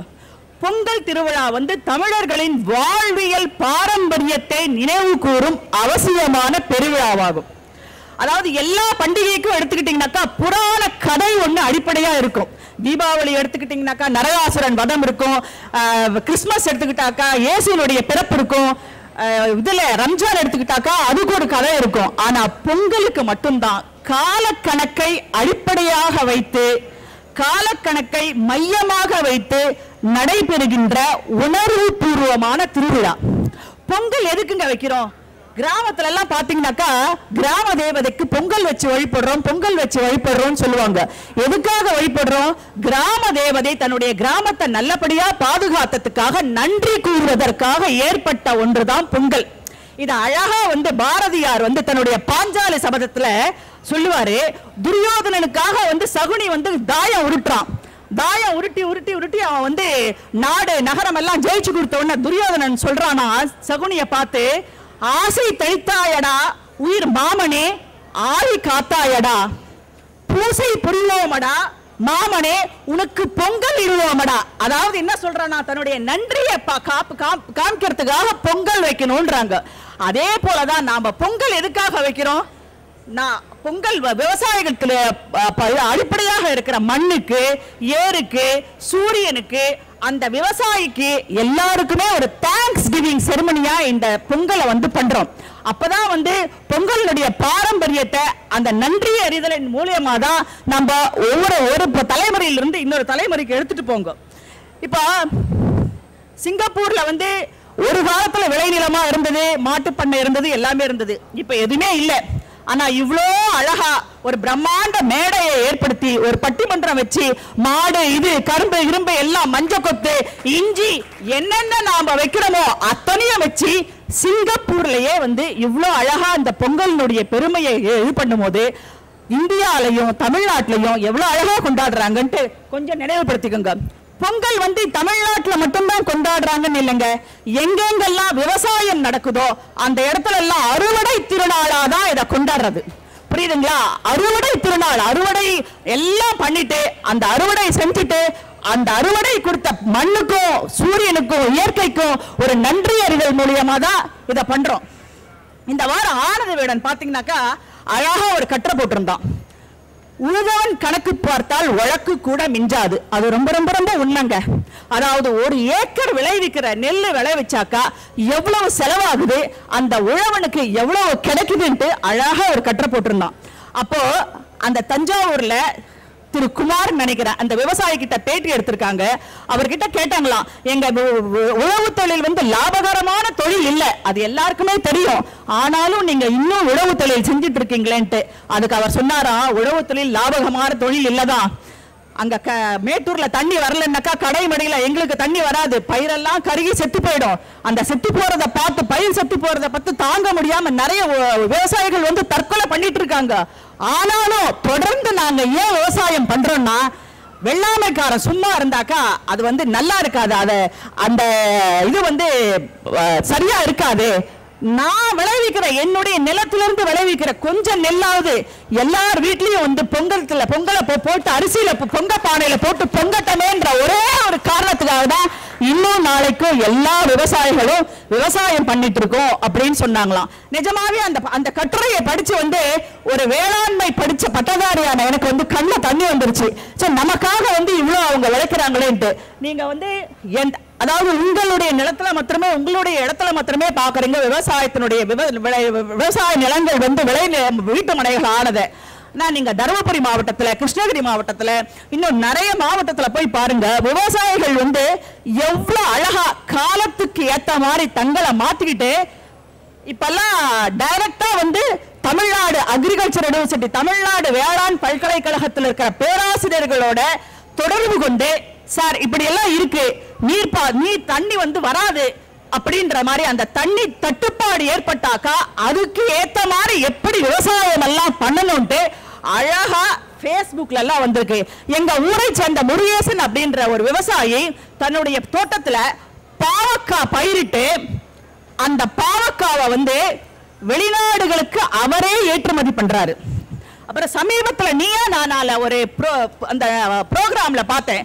ஒரு கணினி படிச்ச 2 கம்ப்யூட்டர் இன்ஜினியர் கேட்டாக்கா நாங்க ரொம்ப டென்ஷனா இருந்துச்சு எங்களுடைய ஜாப். இப்ப நாங்க ஜாப் விட்டுட்டோம் அப்படின்னாங்க. இப்ப நீங்க என்னங்க பண்றீங்க அப்படின்னாக்கா, நாங்க ஒரு விவசாயியா இருக்கிறேங்க அப்படின்ட்டு பெருமையோட சொன்னாங்க. மாசத்துக்கு நீங்க எவ்வளவு சம்பாதிக்கிறீங்கன்னா, நான் கணினி துறையில வேலை செஞ்சு எவ்வளவு வாங்கணும் அதுக்கு சமமா இந்த விவசாய துறையிலையும் நான் சம்பாதிக்கிறேன் அப்படின்னு மார்த்தட்டி சொன்னாரு. அதெல்லாம் இந்த எதிரணியர் பார்க்கல அப்படின்னு நினைக்கிறேன். இந்த பட்டிமன்றத்தினுடைய தலைப்பு விளை நிலங்கள் வீட்டு மனைகள் ஆறுதனால பொங்கல் தன்னுடைய பெருமையை இழக்குமா அப்படின்றது தான் தவிர, நீங்க சொன்னீங்களே விளையல விளைஞ்சது அந்த என்னது ஜல்லிக்கட்டு ஓடல அது பண்ணல இது பண்ணல அப்படின்ட்டு எல்லாம் கிடையாது. இன்னும் கூட தமிழ்நாட்டுல மொத்த நிலத்துல 28% மட்டும்தான் நம்ம பயிரிடப்படுற நிலமா இருக்கு. மிச்சம் இருக்கிற எல்லா நிலமும் தரிசு நிலமா தான் இருக்கு. அந்த தரிசு நிலம் கண்டிப்பா ஒரு காலத்துல விளை நிலமா ஆகும். ஏங்க நான் ஒரே ஒரு கேள்வி கேட்கிறேன், வீட்டு மனை ஆகுதுன்றீங்களே, அப்ப நீங்க எல்லாம் எங்க போவீங்க? போய் மலையில போய் குடியிருப்பீங்களா? இப்ப சமீபத்துல எதிரணி தலைவர் ஒரு வீடு வாங்கினாங்க. மெட்ராஸ்ல எங்க வாங்கினாங்க? வேளச்சேரியில வாங்கினாங்க. ஏன் அது வீட்டு மனையா விளை நிலமா இருந்துச்சு, அது வேண்டாம் அப்படின்ட்டு வேற எங்கேயும் வாங்க வேண்டியது தானே? ஏன் வாங்குறீங்க? வீட்டு மனைகள் எங்கேயுமே போக முடியாது. ஏன்னா அந்த காலத்துல பாத்தீங்க அப்படின்னாக்கா கொஞ்சம் மக்கள் தொகை கொஞ்சமா இருந்தது. அதனால ஒரு இடத்துல அவங்க ஒரே ஒரு நிமிஷத்துல முடிச்சுக்கிறேன். அவங்க வேற இடத்துல இன்னொரு இடத்துக்கு புலம்பெயரும் போது பாத்தீங்க அப்படின்னாக்கா அந்த இடத்த ஃபுல்லா விளைநிலமா மாத்தினாங்க. அதுக்கப்புறம் அந்த மக்கள் தொகை பெருக்கணும்னா அவங்களுக்கு வீடு வேணும் இல்லைங்களா? அதனால அவங்க பண்ண விளைநிலத்தையே வீட்டு மனைகளா மாத்திட்டாங்க. மாத்திட்டு விளைநிலத்தை இன்னும் பெருக்கிட்டே போறாங்க. அதனால விளைநிலங்கள் வீட்டு மனைகள் ஆகிறதுனால பொங்கல் கண்டிப்பா தன்னுடைய பெருமையை இழக்காது என்று சொல்லி இந்த நேரத்தில் மறைந்த திரு நம்மாழ்வார் அவர்களுக்கு அஞ்சலி செலுத்தி விட்டு நன்றி கூறி விடைபெறுகின்றேன். நன்றி, வணக்கம்.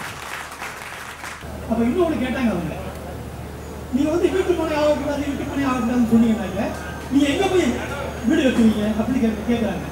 வீட்டு மனைகள் ஆகுது. விவசாய நிலங்களும் புதிய புதிய விவசாய நிலங்களும் உண்டாகிட்டு இருக்குது. விவசாய தொழில உள்ளவங்க வேற தொழிலுக்கு போறாங்க, வேற தொழில உள்ளவங்க விவசாய தொழிலுக்கு வராங்க. ஆக முடிவாக இப்ப என்ன நடந்துகிட்டு இருக்கு அப்படிங்கிறத நம்ம இறுதியில பார்க்க போறோம்.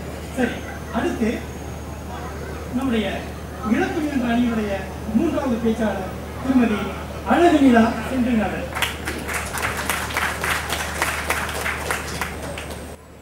அனைவருக்கும் அன்பான வணக்கங்கள். அனைவருக்கும் தமிழ் புத்தாண்டு மற்றும் பொங்கல் தின நல்வாழ்த்துக்கள். எதிரணியிலேருந்து தோழி ராஜி வந்தாங்க. தங்க விலை உயர்ந்துருச்சுன்னா ஓடி ஓடி வாங்குறீங்க, அரிசி விலை உயர்ந்தாலும் ஓடி ஓடி வாங்குவீங்க. தங்கம்ங்கிறது அத்தியாவசிய பொருள் அல்ல, நீங்க முதலீடு செய்யறீங்க. அரிசி விலை உயர்ந்தா அந்த நாடு மோசமான நிலையில இருக்குன்னு அர்த்தம். நீங்க அரிசி விலை உயர்ந்துச்சுன்னா அது பெருமையா ஒரு நாட்டுக்கு? அதை அடிப்படையான பொங்கல் உங்களுக்கு பெருமையாக இருக்க முடியாது. அப்புறம் ராஜி சொன்னாங்க, குழந்தைகளை கூட்டிட்டு இதுதான் மாடுன்னு காமிக்கிறாங்களாம். ஒரு காலம் வரும் உங்கள் குழந்தைகளுக்கு இதுதான் அரிசி என்று காண்பிப்பீர்கள். அது அது உங்களுக்கு பெருமையா? ரம்யா சொன்னாங்க, ஒரு பானை சோற்றுக்கு ஒரு சோறு பதம். இந்த பழமொழியெல்லாம் எப்படி சொல்ல முடியும்? ஒரு சோறே இருக்காது, அப்புறம் ஒரு பானை சோறு எங்க போறது? அப்புறம் ரொம்ப 2% தான் குறைஞ்சிருக்கான். யாரு சொன்னா? உங்க கணினி அப்படித்தான் போய் சொல்லும். எங்க விவசாயிகள் போய் சொல்ல மாட்டாங்க. 10 லட்சம் ஹெக்டேர் நிலங்கள் விளைநிலங்கள் தரிசா கிடக்கு. இது தெரியுமா உங்களுக்கு? அப்புறம் வீட்டுக்குள்ள விவசாயம் பண்றாங்களாம். ஆமா, வீட்டுக்குள்ளதான் விவசாயம் பண்ணணும். நீங்க தான் விவசாயத்தெல்லாம் கொண்டுட்டீங்களே, அப்புறம் உங்க வீட்டுக்குள்ள உங்க கிச்சனுக்குள்ளதான் விவசாயம் பண்ணிக்கணும். அப்புறம் பரிணாம வளர்ச்சி அடைஞ்சு மாறிட்டாங்களாம். ஃப்ளைட்ல போறாங்களாம், கம்ப்யூட்டர் பயன்படுத்துறாங்களாம். ஏமா, பரிணாம வளர்ச்சி இப்ப வரைக்கும் சோறு தானே திங்கிறீங்க? உங்க கான்கிரீட் சுரண்டியா சாப்பிடுறீங்க இல்லையே. உங்கள் மாற்றங்கள் எதை வேணாலும் மாற்றலாம், உணவு பொருள்ல மாற முடியாதுமா. அப்புறம் இவங்க ஜெயஸ்ரீ சொன்னாங்க, நீங்க எல்லாம் வீடு வாங்கலையான்னு. நாங்க அதுதான் தவறுன்னு சொல்றோம். மகாகவி பாரதியாரே காணி நிலம் வேண்டும் அப்படின்னு சொன்னான். அதுக்கு மேல அவன் கேட்கலையே. நீங்க ஏங்க காணி அத்தனை காணியை வாங்கி போடுறீங்க? அதை தான் குற்றம்னு சொல்றோம். எங்களுக்கும் வீடு வேணும் தான், இல்லைன்னு சொல்லல. ஆனா சிட்டில 3 பிளாட்டு 4 சிட்டி சென்டர்ல வாங்கணும்னு நினைக்கிறீங்களே, அதெல்லாம் தான் தவறுன்னு சொல்றோம். அனைவருக்கும் தலைப்பை வந்து திரும்பி சொல்லிடலாம். விளைநிலங்கள் வீட்டு மனைகள் ஆவதால் பொங்கல் தன் பெருமையை இழக்குமா இழக்காதா? விளைநிலங்கள் வீட்டு மனைகள் ஆவதுன்னா என்ன? விவசாயம் அழிஞ்சிருச்சுன்னா பொங்கலுக்கு பெருமையா சிறுமையா? இந்த தலைப்பை வந்து தமிழ்நாட்டில் தான் பேசணும்னு கிடையாது. விவசாயம்ங்கிறது அனைத்து சாப்பிட்ற அத்தனை பேருக்கும் பொதுவான தொழில். பொங்கல்ங்கிறது தமிழர்கள் அத்தனைக்கும் பொதுவானது. ஸோ உலகத்தில் தமிழர்கள் எங்கெங்க இருக்காங்களோ அங்கங்க இதை பேசலாம், தவறு கிடையாது. ஒரு பாடல் கேள்விப்பட்டிருப்பீங்க, ஆசை ஆசைன்னு. தூக்கம் விற்று தானே ஒரு கட்டில் வாங்க ஆசை, தூண்டில் விற்று தானே அடமீன்கள் வாங்க ஆசை, பூவை விற்று வாசம் வாங்கி தாயை விற்று பாசம் வாங்கி. ஆக தாயை விற்று பாசம் வாங்குற சமூகமா நம்ம இருக்கோம். அப்ப நீங்க என்ன பண்றீங்க? அடிப்படை நோக்கம் என்ன? உங்கள் விளைநிலங்கள் தான் உங்களுக்கு அடிப்படையான நோக்கம். ஆக நீங்க விளைநிலங்களை அடித்து பொங்கல் கொண்டாட ஆசைப்படுகிறீர்கள். அதை பெருமை என்றும் நீங்கள் சொல்லிக் கொள்கிறீர்கள். அது எப்படி பெருமையா இருக்க முடியும்? நீங்க உழவர்கள் எதுக்கெல்லாம் நன்றி சொல்றாங்க? மழையை கொடுத்த இந்திரனுக்கு, தன் பயிரை வாழ வைத்த சூரியனுக்கு, உதவி செய்த கால்நடைகளுக்கு. நீங்க புலம்பெயர்ந்த தமிழர்கள் இன்னொருத்தருக்கும் நன்றி சொல்றோம். யாருக்கு? உழவர்களுக்கு. உழைச்சால வயல்ல இறங்கி உழைத்தவனுக்கும் சேர்த்து நம்ம நன்றி சொல்றோம். அப்ப அந்த உழவர்களின் நிலை என்ன? எந்த நோக்கத்துக்காக பொங்கல் கொண்டாடப்படுது? வந்த அத்தனை பேரும் பொங்கல் பெருமையா இருக்கு, நாங்க பொங்கல் கொண்டாடுறோம், எங்களுக்கும் பொங்கல் கொண்டாடணும் தான் ஆசை, எனக்கும் கூட தான் பொங்கல் சாப்பிட பிடிக்கும், நாங்க அதெல்லாம் தவறுனே சொல்லவே இல்லை. ஆனா என்ன, ஒரு பண்டிகையின் நோக்கம் என்ன? எதற்காக பண்டிகையை கொண்டாடுகிறீர்கள்? உங்களுக்கெல்லாம் பண்டிகைங்கிறது பொங்கல்ங்கிறது கொண்டாட்டம். ஆனா உழவர்களுக்கு அது வாழ்வியல், அவங்களுக்கு வாழ்க்கையோட ஆதாரம். அதை வந்து நீங்க அழிச்சிட்டு நாங்க பொங்கலை கொண்டாடுறோம்னா அது எப்படி பெருமையாக இருக்க முடியும்? மனிதன் வந்து நாகரிகம் அடைந்ததுக்கு 3 முக்கிய விஷயங்கள். ஒன்று, நெருப்பை கண்டுபிடித்தான், நாகரிகம் அடைந்தான். சக்கரத்தை கண்டுபிடித்தான், நாகரிகம் அடைந்தான். வேளாண்மையை கண்டுபிடித்தான், நாகரிகம் அடைந்தான். வேளாண்மையை கண்டுபிடிக்கிறதுக்கு முன்னாடி நான் இவங்களை பார்த்தா பிடிச்சி சாப்பிட்டுருவேன், அவங்க என்ன பார்த்தா பிடிச்சி சாப்பிட்டுருவாங்க. நரமாமிசம் சாப்பிட்டவர்கள் வேளாண்மையை கண்டுபிடித்த பிறகு நாகரிகம் அடைந்தார்கள். ஆனா இன்னைக்கு அதே நாகரிகமும் நவீனமும் வேளாண்மையை கொண்டுகிட்டு இருக்கு. அப்ப திரும்பி நீங்க என்ன பண்ணுவீங்க? ஒருத்தர் பார்த்து கொண்டு சாப்பிட்டுக்குவீங்க. எப்படி சாப்பிட்டா என்ன, நாங்க பொங்கலை கொண்டாடுறோம் அப்படின்னு சொல்றது எப்படி பெருமையாக இருக்க முடியும்? அடுத்து ஒரு பழமொழி சொல்லுவாங்க, கடைசி மரமும் வெட்டப்பட்டு, கடைசி நதியும் நஞ்சாக்கப்பட்டு, கடைசி மீனும் பிடிக்கப்பட்டு, இன்னொன்னு சேர்த்துக்கங்க, கடைசி விளைநிலமும் வீட்டு மனையாக்கப்பட்டவுடன் தான் உங்கள் எல்லோருக்கும் தெரியும் என்னையும் சேர்த்து பணத்தை சாப்பிட்டு உயிர் வாழ முடியாது என்று. இல்லையா? அப்ப நீங்க பணம் மட்டும் இருக்கும் பொழுது நீங்க பொங்கலை கொண்டாடுறேன்னா அதுல எப்படி நீங்க பெருமையாக இருக்க முடியும்? அப்புறம் எங்க ஊருக்காரர் ஒரு பாட்டு, எங்க ஊருக்காரர் நிறைய பாடி இருக்காரு. ஏன்னா அவர் ஒரு விவசாயி. சமூக கருத்துக்களை ரொம்ப ஆணித்தரமாக அடித்தவன் பட்டுக்கோட்டை கல்யாண சுந்தரனார். அவன் பாடி இருக்கிறான், எழுதி படிச்சு அறியாதவன் தான் உழுது உழைச்சு சோறு போடுறான், எல்லாம் படிச்சவன் ஏதேதோ பேசி நல்லா நாட்டை கூறு போடுறான். அப்ப இவன் சோறு போடுறான், அவன் கூறு போடுறான். நீங்க நிலத்தை மட்டுமா கூறு போடுகிறீர்கள்? அந்த நிலத்திற்குள் வேலை செய்யும் விவசாயியையும் சேர்த்து கூறு போட்டுவிட்டு நாங்கள் பொங்கல் கொண்டாடுகிறோம் என்று பெருமை பேசுகிறீர்கள். என்னால் புரிந்து கொள்ளவே முடியவில்லை. அடுத்து, எனக்கு சொத்து இருக்குங்கிறத நம்மளாம் எப்படிங்க சொல்லுவோம்? எனக்கு சிட்டிக்குள்ள வந்து வீடு இருக்கு, கார் வச்சிருக்கேன் அப்படிலாம் சொல்லுவோம். ஆனா விவசாயி எப்படி சொல்வான் தெரியுமா? எனக்கு காணி நிலமும் கலப்பை சாத்த இடமும் இருக்குன்னு சொல்லுவாங்க. அவங்களுக்கு வீடுங்கிறதே உழவு கருவிகளை பாதுகாக்கிற இடம். அவங்க நிலத்தை அடிப்படையாக கொண்ட மனிதர்கள். அவங்கள்ட்ட நிலத்தை புடுங்கிட்டு அவங்களுக்கு நன்றி சொல்றாங்களாம். நீங்க எதுக்கு நன்றி சொல்லணும்? நிலத்தை விட்டு வைங்க, அது போதும் அவங்களுக்கு. அப்புறம் இப்ப சமீபத்தில் வைரமுத்து கூட இங்க வந்திருந்தார். அவருடைய புத்தகத்தில் 3ஆம் உலக போர்ங்கிற புத்தகத்துல ஒன்னு சொல்லி இருக்கார். ஒரு போர் நிகழ்ந்து கொண்டிருக்கிறது, முகத்துக்கு முகம் பார்த்து கொள்ளாத முகமுடி போர், மனிதனுக்கும் இயற்கைக்குமான போர். புவி வெப்பமயமாதல், உலகமயமாதல் என்ற 2 சக்திகளும் வேளாண்மைக்கு எதிராக தொடுத்திருக்கும் விஞ்ஞான போர். இந்த போரில் இயற்கையை எதிர்த்து மனிதன் வென்றாலும், மனிதனை எதிர்த்து இயற்கை வென்றாலும் தோற்க போவது என்னமோ மனிதன்தான். ஏன்னா இது நான் சொல்லல, கவி பேரரசு சொன்னது. அப்ப மனித குலமே தோத்தாலும் பரவாயில்ல, நாங்கள் பொங்கல் கொண்டாடுறோம், எங்களுக்கு அது பெருமைன்னு சொல்றது எனக்கு புரியல. நம்ம அவ்வை பாட்டி ஒன்று சொல்லுவாங்க, ஏர் நடந்தால் பார் நடக்கும். இன்னைக்கு ஏர் நடக்கல, ஆனா பார் நடக்குது, பார் நடக்குது. நான் எந்த பார சொல்றேன்னு உங்களுக்கு தெரியும். ஆனா ஏர் நடந்தா எங்களுக்கு என்ன, பார் நடந்தா எங்களுக்கு என்ன, இல்ல பார் தான் நடந்தா எங்களுக்கு என்ன, நாங்க பொங்கலை கொண்டாடுவோம், அது எங்களுக்கு பெருமைன்னு சொல்லுவது எங்களால் ஒற்றுக்கொள்ளவே முடியாது. அடுத்து அலங்காநல்லூர் ஜல்லிக்கட்டெல்லாம் பத்தி பேசினாங்க. ஆமா, அந்த காலத்துல அலங்காநல்லூர்ல பல ஜில்லாக்கள்ல இருந்து வந்து தமிழர்கள் வந்து வீரத்தை காமிச்சாங்க. இன்னைக்கு ஜில்லாவா வீரமானு வன்முறை நடந்து கொண்டு இருக்கிறது. இது உங்களுக்கு பெருமையா? எப்படி பெருமையாக இருக்க முடியும்? இருக்கவே முடியாது. என்னைக்கு வந்து ஒவ்வொரு உழவனின் வீட்டிலும் மகிழ்ச்சியாக அவன் விதைத்த அந்த நெல் மணிகள் பொங்குகிறதோ, என்றைக்கு ஒவ்வொரு உழவனின் மனதிலும் மகிழ்ச்சி பொங்குகிறதோ, அன்னைக்கு பொங்கல் பெருமையாக கொண்டாடப்படும்.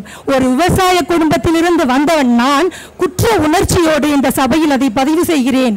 எல்லோரும் இன்னைக்கு இத்தனை பேருமே, இதில் முக்காவாசி பேர் விவசாய குடும்பத்திலிருந்து வந்தவர்கள். ஏன் வந்தார்கள் என்பதற்கான பதிலை நீங்கள் சொல்ல வேண்டும் என்று கூறி வாய்ப்புக்கு நன்றி கூறி விடைபெறுகிறேன்.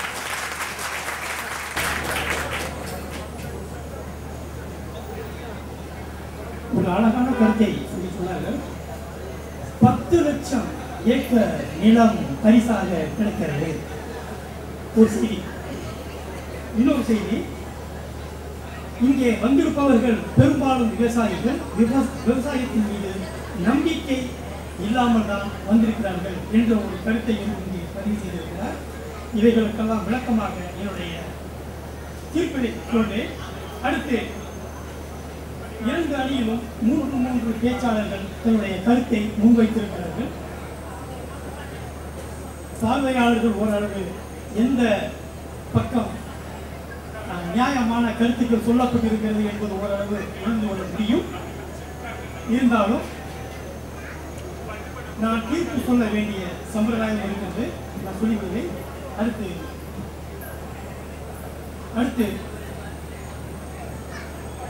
2 அணியிலும் பேசிய அணி தலைவர்கள்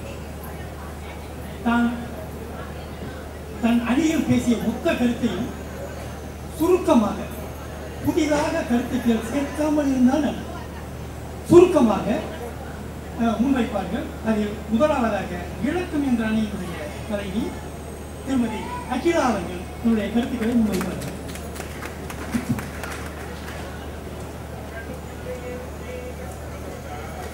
அனைவருக்கும் வணக்கம். அதாவது அந்த அணியில பேசின எல்லாரும் பொங்கல் கொண்டாடுறோம், பொங்கல் பெருமையா கொண்டாடுறோம், எல்லா நாட்டிலையும் கொண்டாடுறோம். ஆமா, பொங்கல் கொண்டாடதான் செய்யறோம், ரொம்ப பெருமையா கொண்டாடுறோம்.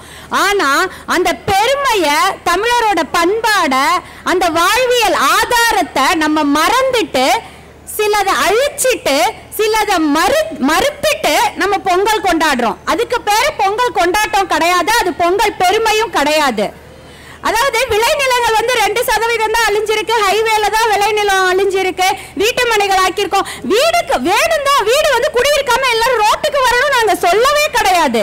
விவசாயம் வந்து நம்மளே நம்ம வயல்ல போய் விவசாயம் பண்ணணும்னு நாங்க சொல்ல கிடையாது. விவசாயிகள் விவசாயம் பண்ற விளைநிலத்தை அவங்களுக்கு ஆசை வார்த்தை காட்டி அல்லது அவங்கள விவசாயம் பண்ண விடாம இன்னைக்கு நாட்டில் உள்ள மக்கள் அதை வீட்டு மனைகள் ஆக்குவதால் பொங்கல் தன் பெருமையை இழக்குது. பொங்கல் கொண்டாடுறோம், பொங்கல் கொண்டாடலன்னு நாங்க யாருமே சொல்லல. என்ன ஆனாலும் பொங்கல் கொண்டாடுறீங்க, அந்த விளைநிலத்தை, நம்மளோட வாழ்வியல் ஆதாரத்தை அழிச்சிட்டு பொங்கல் கொண்டாடுறோம். அது வந்து பொங்கலோட பெருமை இல்லைன்னு தான் எங்க அணி வந்து நாங்க வாதாட்டிட்டு இருக்கோம். அதாவது ஜில்லா வெளியாகுது, வீரம் வெளியாகுது, சேட்டை வெளியாகுது, அதெல்லாம் உங்களுக்கு தெரியும். டிவியில வந்து டிவியில தான் நீங்க விவசாய நிகழ்ச்சி பார்க்கணும், வேற என்ன செய்ய முடியும்? விளைநிலத்தை பூரா அழிச்சிட்டீங்க, விவசாயத்தை குறைச்சிட்டீங்க. டிவியில மட்டும் தான் பார்க்க முடியும் விவசாயத்தை. வீட்டுல விவசாயம் பண்ணணும், வயல்ல விவசாயம் பண்ணணும், அடிப்படையில் விளைநிலமே இல்ல, அப்புறம் நீங்க உங்க வீட்டுக்குள்ளதான் விவசாயம் பண்ணிக்கணும். அதுதான் இன்னைக்கு விவசாயியோட நிலை. நாங்க எல்லாரும் எங்களுக்குன்னு தனியா விளைநிலம் வேணும், அதுல வந்து பயிரிட்டுக்கணும், அதுல விவசாயம் பண்ணணும், நாங்க அப்படி சொல்லவே கிடையாது. விவசாயிகள் தங்களுடைய விளைநிலங்களை இழந்து விட்டு அழிச்சிட்டு பொங்கலை வெறும் பொங்கலாக ஒரு சடங்காக வருகின்றனர் என்பதைத்தான் எங்கள் வாதம், எங்கள் அணியின் வாதம். ஆக ஒரு குட்டி கதை மட்டும் சொல்லிட்டு நான் வந்து விடை பெற்றுக்கிறேன். ஒரு விவசாயி வந்து தான் விவசாயம் பண்ணிட்டு இருந்த விளை நிலத்தை பல காரணங்களால், அவனுக்கு சில பல நெருக்கடிகளால் ஒரு வீட்டு மனை அடுக்குமாடி கட்டடம் கட்டுவதற்கு அந்த கட்டடம் கட்டுபவரிடம் கொடுத்து விட்டான். அவன் பல மாடி கட்டடம் கட்டி அவன் கிட்ட கொடுத்த காசை அந்த விளை நிலம் வந்து பொன் முட்டையிடுற வாத்துன்னு அவனுக்கு முதல்ல தெரியாம அடுக்குமாடி கட்டடத்துக்கு கொடுத்துட்டு வாங்கின காசு மண் போல் கரைந்து அந்த அடுக்குமாடியிலே காவலாளியாக வேலை பார்க்கும். இது உண்மையான கதை. காவலாளியாக வேலை பார்த்து கொண்டிருக்கும் ஒரு விவசாயியின் அவல நிலையை மனதுக்குள் நிறுத்தி வருந்தி விளைநிலங்களை தயவு செய்து விவசாயத்திற்கு மட்டும் பயன்படுத்த வேண்டும், அப்பொழுதுதான் பொங்கல் தன் பெருமையாக கொண்டாட முடியும் என்று கூறி விடைபெறுகின்றேன். நன்றி, வணக்கம். நன்றி. அடுத்து விளக்காது என்ற அணியினுடைய தலைவி முனைவர் ராஜி சீனிவாசன்.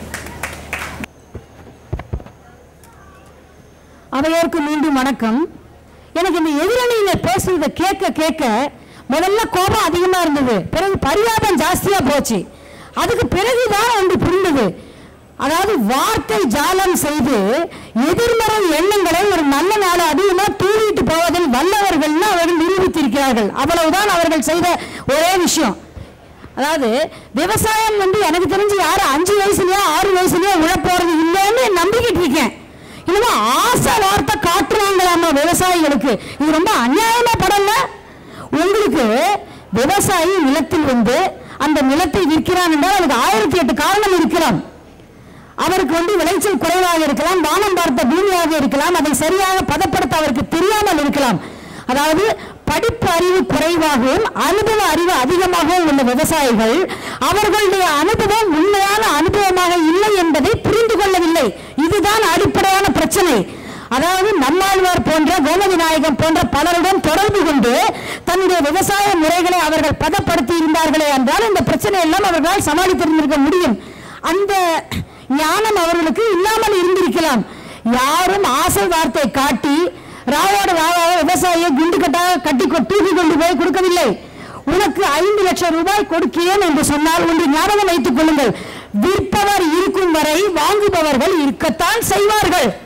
வாங்குபவரை குறை சொல்லும் நீங்கள் விற்பவரை ஏன் குறை சொல்வது கிடையாது.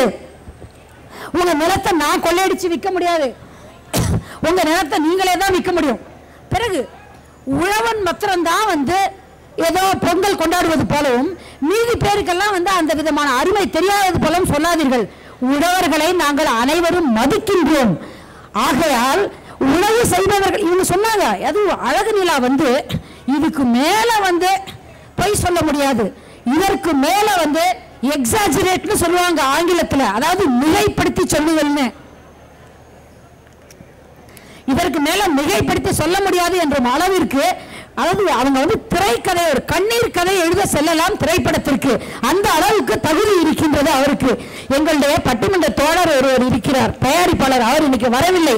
வந்திருந்தால் கையில கால விழுந்தாவது இந்த அம்மாவுக்கு வந்து திரைக்கதை எழுதக்கூடிய வாய்ப்பை வந்து வாங்கி கொடுக்க முயற்சி பண்ணியிருக்கலாம். நாங்க எங்க அணியில தெளிவா சொன்னோம், காலத்திற்கு ஏற்றவாறு பொங்கல் கொண்டாடப்படுகின்றது. உணவு உற்பத்தி குறையவில்லை. உணவு உற்பத்தி குறைந்திருந்தால் இந்தியாவில் இருக்கிற அத்தனை மாநில அரசாங்கங்களும் முட்டாள்கள் அல்ல, வெளிநாட்டிற்கு வந்து அரிசி ஏற்றுமதியிலிருந்து அனைத்து ஏற்றுமதியும் அனுப்புவதற்கு. ஆக நீங்கள் எது நிஜம் என்று நினைக்கின்றீர்களோ அதை அடுத்தவர்கள் தலையில் திணிக்காதீர்கள். உண்மை என்னவென்று புரிந்து கொள்ளுங்கள்.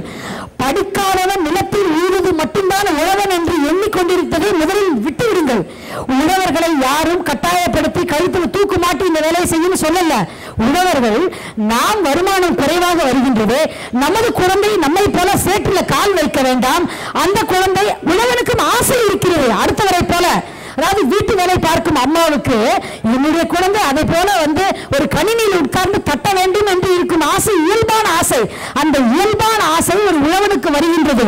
அந்த ஆசை வரும்போது அவனுக்கு பாரம்பரியம் நிலம் எல்லாம் மறந்து போயிடுது. என்ன நினைக்கிறான், நான் தான் சேத்துல வச்சு கஷ்டப்பட்டுட்டேன், நான் தான் வெயில் இல்ல மழை இல்ல கஷ்டப்பட்டுட்டேன். என் பையனாவது போய் பார்க்கறான், எங்க லோன் வாங்குற இடத்துக்கு போறான் பேங்க்ல, அங்க இருக்கிற அதிகாரி வந்து குளிர்சாதன வசதி இடத்தில் உட்கார்ந்து இருப்பதை பார்க்கிறான். ஒரு தந்தையானவர் உழவனாக இருக்கும் ஒரே காரணத்தினால் கனவு காணக்கூடாது என்று நீங்க சொல்ல முடியாது. அட என் பையனாவது அந்த மாதிரி இருந்துட்டு போட்டுமேனு இந்த உட்காந்து கைத்தட்டி இருக்கிறாரே, அவர் வந்து உழவன் பெற்ற ஒரு விஞ்ஞானி. இன்று இந்தியாவில் விஞ்ஞானியா இருந்தா பரவாயில்ல, சிங்கையினுடைய ஜனாதிபதி SR நாதன் அவர்களால் பாராட்டு பெற்றப்பட்ட ஒரு விஞ்ஞானி இங்கு அமர்ந்து கொண்டு கைத்தட்டி கொண்டிருக்கிறார். அந்த விஞ்ஞானி மூளையற்றவர் கிடையாது. இன்னைக்கும் அவருக்கு உதவி செய்யக்கூடிய திறமை இருக்கின்றது. அவர்கள் எல்லாம் முட்டாள்கள் அல்ல இங்க வந்து உட்கார்ந்து கொண்டு கைத்தட்டி கொண்டு இருப்பதற்கு. அவர்களுக்கு எல்லாம் தெரியும் இவர்கள் சொல்வது அனைத்துமே மிகைப்படுத்தப்பட்டவை என்று. சிலம்பாட்டம், ஒயிலாட்டம், மானாட்டம் எல்லாம் சொன்னாங்க. அத்தனையும் இன்று நடக்கின்றது. சிலம்பாட்டம் கண்டுபிடிச்ச காலத்தை விட இன்று சிலம்பாட்டம், மானாட்டம், ஒயிலாட்டம், மயிலாட்டம் அத்தனையும் கிராமிய கலைகள் என்று மிகச் சிறப்பாக கொண்டாடப்பட்டு வருகின்றது. ஒன்று ஞாபகம் வைத்துக் கொள்ளுங்கள், பொங்கல் வைக்கும் தமிழர்கள் மட்டும் கொண்டாடினாலும் பரவாயில்லை. சிங்கையில வந்து இன நல்லிணக்கத்துக்கே பொங்கல் வந்து ஒரு சிறப்பாக போய்விட்டது. நீஷாவும் மரபுடை சங்கமும் உயிரோடு இருக்கும் வரை பொங்கலுக்கு பெருமை குறையவே குறையாது. அது மட்டும் கிடையாது, சிங்கையில் வந்து ஊர் புலவர் பள்ளி இருக்கிறது, தமிழ் பள்ளி. படித்த அனைவருக்கும் தெரியும். குழந்தைகள், அதாவது தமிழை தாய்மொழியாக இல்லாத குழந்தைகள் கூட அந்த தமிழ் எடுத்து படித்துக் கொண்டிருக்கிறார்கள்.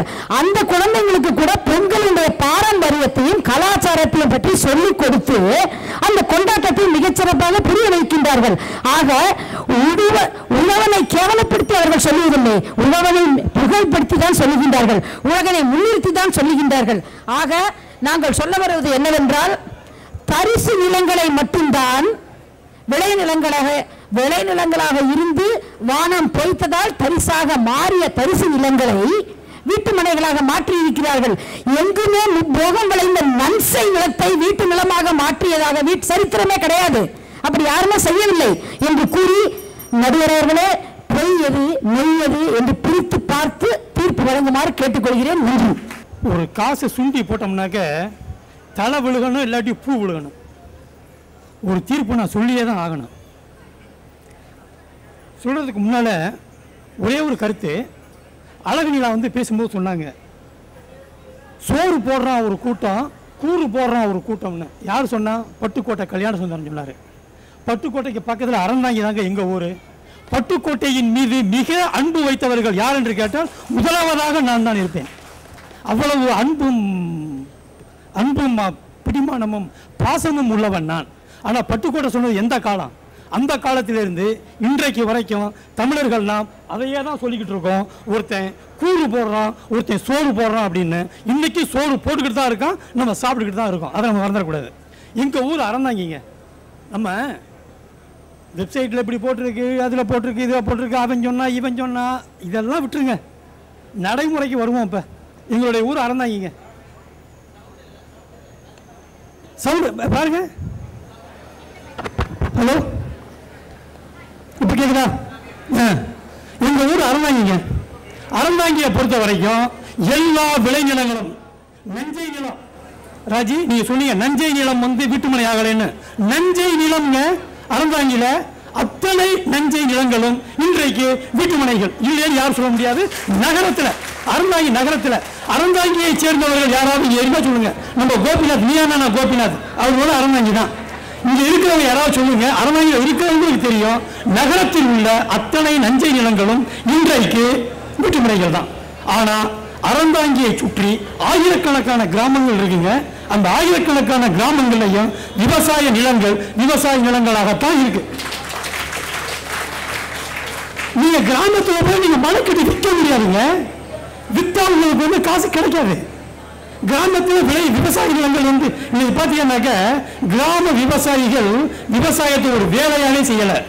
விவசாயி தெய்வம் அவனுக்கு. அவன் விவசாயத்தை தவிர வேற எதுவும் செய்யலாம்னு சொன்னா அவன் செய்ய மாட்டான், செய்ய முடியாது அவனால.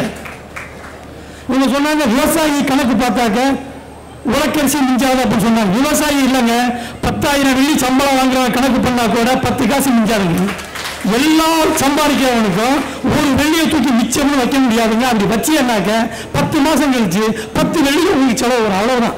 இது வந்து விவசாயிக்கு மட்டுமல்ல, எல்லாருக்குமே உள்ள கணக்கு தான் இது. சரி, இது ஒரு பக்கம் இருக்கட்டும். சமீபத்தில் நான் அறந்தாங்கி போயிருக்கும்போது ஒரு வேளாண் அதிகாரியை பார்த்தேன். அவர் சொன்னார், இல்லைங்க இந்த மாதிரி விவசாய நிலங்கள் வந்து வீட்டு நிலங்கள் ஆகிட்டு இருக்கு, அதை பற்றி உங்களுடைய கருத்து என்ன அப்படின்னு கேட்டேன். அவர் என்ன சொன்னார்னு கேட்டீங்கன்னாக்க, நகரப்பகுதியில் வீட்டு மனைகள் ஆவது உண்மைதாங்க, அதுல எந்த விதமான சந்தேகமும் இல்லை.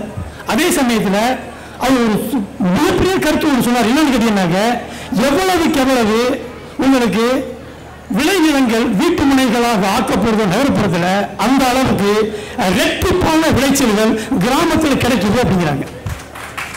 ஒரு காற்று ஊதுன பலூனை ஒரு பக்கம் அமுக்குனாக்க அந்த அழுத்தம் பிரஷர் இன்னொரு பக்கம் போய்தான் தீரும். அதனால இந்த விளைச்சல் கிராமத்தில் கிடைக்குது அப்படின்னு அவர் சொல்றாரு. இது எப்படி உண்மை, எப்படி நம்புறது அப்படின்னு கேட்டீங்கன்னாக்க நம்ம நம்பித்தான் ஆக வேண்டியது. இப்ப ஏன்னு கேட்டீங்கன்னாக்க, இன்றைக்கு உள்ள இந்த விவசாயத்துல இந்த அளவிற்கு இனி வந்து விவசாய நிலங்கள் வீட்டு மனையாகி போயிடுச்சு, பஞ்சு இருக்கு, விவசாயிகள்லாம் விட்டுட்டோம், எல்லாம் தரிசா கிடக்குது, விவசாயமே இல்லை, தண்ணி இல்லை, எல்லாம் உண்மையிலே வச்சுக்குவாங்க, எல்லாம் உண்மைங்க, எல்லாம் உண்மையிலே வச்சுக்கிடுவோம். ஆனா ஒண்ணு நீங்க மறக்க முடியாது, ஒண்ணு நீங்க மறுக்க முடியாது. கடந்த 30 ஆண்டுகளாக நான் சிங்கப்பூருக்கு வந்து 30 ஆண்டுகள் ஆயிடுச்சு. கடந்த 50 ஆண்டுகளாக எனக்கு விவரம் தெரிஞ்சு, எனக்கு வயசு 65. இப்ப கடந்த 50 ஆண்டுகளாக எனக்கு விவரம் தெரிந்து உணவு பஞ்சமே வரலங்க. இதை யாராவது மறுக்க முடியுமா? 1969, 70 ஒரு தடவை இந்தியாவில் உணவு பஞ்சம் வந்துச்சு. மக்கள் அரிசிக்கு பதில் சோளம் வாங்கி சாப்பிட்டாங்க. எனக்கு தெரியும், அது சொற்ப காலம் தான். சிங்கப்பூர்ல ஒரு தடவை அரிசி பஞ்சம் வந்துச்சு. பொன்னி அரிசி 5 வெள்ளி 6 வெள்ளிக்கு வாங்கணும். பொன்னி அரிசியை 17 வெள்ளி 18 வெள்ளிக்கு வாங்கணும். உங்க எல்லாருக்கும் தெரியும் எவ்வளவு காலம் வாங்கணும், 4-5 மாசம் வாங்கணும். அதுக்கப்புறம் பொன்னி அரிசி வந்துருச்சு. இன்றைக்கு நம்ம 6 வெள்ளி 7 வெள்ளிக்கு தான் வாங்கிட்டு இருக்கோம். இப்ப அழகடிலா சொன்னது மாதிரியோ, அந்த அணியில உள்ள ஐயா சொன்னது மாதிரியோ, இன்றைக்கு விவசாயி எல்லாத்தையும் தூத்துக்கிட்டு மண்டையை பிச்சுக்கிட்டு நிற்கிறான் அப்படிங்கிற கருத்தை நம்ம முன் வைக்கிறோம். ஏன்னா விவசாயிகள் முன் வைக்கிறாங்க. விவசாயிகள் ஏன் முன் வைக்கிறாங்கன்னு அந்த வேளாண் அதிகாரிகிட்டே கேட்டேன். எனக்கு எந்த விவசாயியை கேட்டாலும் விவசாயம் சரியில்லை, விளையலைன்னு சொல்றாங்க, இது எந்த அளவுக்கு உண்மை அப்படின்னு கேட்டேன். அவர் சொன்னதை நான் உங்கள்கிட்ட சொல்லக்கூடாது, இருந்தாலும் நான் சொல்றேன், தைரியமா தான் சொல்றேன். அவர் என்ன சொன்னார்னு கேட்டீங்கன்னாக்க, அரசாங்கத்திலிருந்து சலுகைகள் மானியங்கள் அவங்களுக்கு நிறைய கிடைக்குது. அவங்க வந்து விளையலைன்னு சொன்னாதான் அந்த மானியம் அவங்களுக்கு கிடைக்கும், அதுக்காக அவங்க அப்படி சொல்றாங்க அப்படின்னாரு. இதை நம்ம ஒத்துக்கிறது தான் வேண்டி இருக்கு. ஏன் கேட்டீங்கன்னாக்க, விவசாயம் குறைவு இருந்துச்சுன்னு சொன்னாக்க, இந்த காலகட்டத்தில் இந்த 50 ஆண்டு காலத்தில் இன்றைக்கு நிலங்களே இருக்காது, விவசாயம் இருக்காது, அரிசியை நம்ம பார்க்க முடியாது. ஆனால் இன்றைக்கு வரைக்கும் நமக்கு அரிசி ஒரு குடும்ப அட்டைக்கு 20 கிலோ இன்னைக்கு தமிழ்நாட்டில் போடுறாங்க. ஒரு குடும்ப 20 கிலோ, அது சாப்பிட முடியல, அது அடுத்த கட்டம். 20 கிலோ அரிசி போடுறாங்க. அரிசி விலை கூட இருக்கு. விலை கூட இருக்கிறது காரணம் பொருளாதார நிலைமையான விவசாய காரணம் அல்ல. எல்லா பொருளும் விலை ஏறும் பொழுது விவசாய பொருள்களும் விலை ஏறத்தான் செய்யும். ஆக இந்த அணி வந்து இலக்காது என்பது ஒரு முக்கியமான அணி, இலக்கம் என்பது முக்கியமான அணி. இலக்கம் என்ற அணி கருத்துக்களை எடுத்து வைக்கிறேன்னு சொன்னாக்க, இலக்காது என்ற அணி ஆணித்தனமா பேச முடியாது. இலக்காது என்ற அணி எடுத்து வைக்கிறேன்னு சொன்னாக்க, இலக்கம் என்ற அணி ஆணித்தனமா பேச முடியாது. ஆனா நான் சொன்னது மாதிரி காசை சுண்டி போட்டோம்னாக்க தலை விழுகணும், இல்லாட்டி பூ விழுகணும். ஒரே ஒரு செய்தியை பற்றி சொல்லிடுறாங்க. எனக்கு ஒரு வீடு இருக்குங்க, அந்த வீடு எங்க பார்த்தாலும் உழுகுதுங்க. எல்லாரும் சொல்றாங்க, மனக்கட்டு அருமையா விலை போகுதுன்னா இந்த இடத்தை விட்டுக்கிட்டு அருமையா ஒரு காசு கிடைக்கும், வேற இடத்துல போய் அழகான பெரிய விழா வாங்கிக்கிட்டு கையில காசும் கிடைக்கும், இந்த வீட்டை விட்டு போடுறான்னு சொல்றான். ஐயா நான் சொல்றேன், ஐயா எங்க அப்பா அம்மாவெல்லாம் வாழ்ந்த வீடியாவு, எங்க தாத்தா பாட்டி வாழ்ந்த வீடியாவு, எங்க பாட்டை முப்பாட்டை எல்லாம் வாழ்ந்த வீடியாவு, எங்க தாத்தா இந்த என்ன வச்சு கொடுப்பாரு, எங்க அம்மா எல்லா வேலையும் முடிச்சுட்டு இந்த வேலையை வந்து படுப்பாங்க. நான் பணம் மட்டும் விசிறி எடுத்து நான் வீசி விடுவையா, அவங்க கடைசியா தூங்கினதும் இறந்து போனதும் இந்த இடம்தாயா, இந்த இடத்தை விட்டு நீங்க போக சொல்றியா, உயிரே போனாலும் போக மாட்டாங்க, இந்த இடம்தான் நான் இருப்பேன். இந்த வீட்டில் என்ன ஆனாலும் சரி மராமத்து வேலை பார்த்துக்கிட்டு இந்த வீட்டில் தான் நான் இருப்பேன் ஒழிய இந்த வீட்டை விட்டு வெளியே போக மாட்டேயா அப்படின்னு நான் சொல்றேன். சொல்றது யார் தெரியுமா? தமிழ சொல்றாங்க. அப்படி தமிழ் விவசாயத்தை விட மாட்டான், விவசாயத்தை பழகினது விவசாயம் விட மாட்டான். அந்த வீடு என்ன தெரியுமா? அவர் அந்த பெண்கள் வித்துட்டு போறது ஒரு சில பேர் இருக்கலாம், அவர்களை பற்றி நான் வந்து விமர்சனம் விரும்பல. ஆக உண்மையான தமிழன் விவசாயத்தின் மீது நம்பிக்கை உள்ள ஒரு தமிழன் கடைசி வரைக்கும் நம்பிக்கை இழக்க மாட்டான். தமிழன் இருக்கின்ற வரையிலும் விவசாய நிலங்கள் இருக்கும், விவசாய நிலங்கள் இருக்கும் வரையிலும் பொங்கல் இருக்கும். ஆக எத்தனை விளைநிலங்கள் வீட்டுமனைகள் ஆனாலும் பொங்கல் தன் பெருமையை இழக்காது என்று சொல்லி விடைபெறுகிறேன். நன்றி, வணக்கம். இப்பொழுது தமிழ் பட்டிமன்ற கலைக்கழகத்தின் துணைத் தலைவர் திரு நாதன் அவர்கள் இழக்காது என்ற அணியின் பேச்சாளர்களுக்கு சிறு அன்பளிப்பை வழங்குவார். முதலாவதாக அந்த அணியின் தலைவர் திரு டாக்டர் ராஜி ஸ்ரீனிவாசன் அவர்களை அழைக்கின்றேன். அடுத்து இரண்டாவதாக பேசிய திருமதி ரம்யா அவர்களை அழைக்கின்றேன்.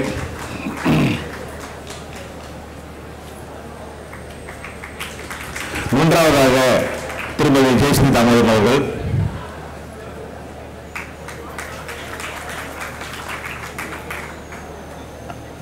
நன்றி திரு நாதன் அவர்களே.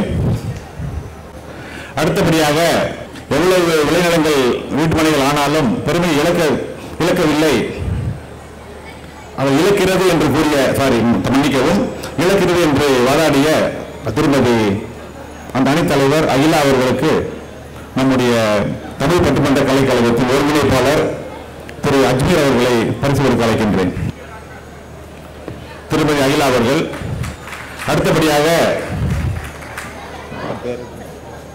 திருமதி சசிகலா அவர்கள். மூன்றாவதாக பட்டுக்கோட்டையாரை மையமாக வைத்து முழங்கிய அழகு நிலா அவர்கள்.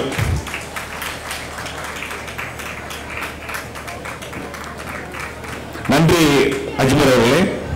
அடுத்தபடியாக தமிழ் பட்டிமன்ற கலைக்கழகத்தின்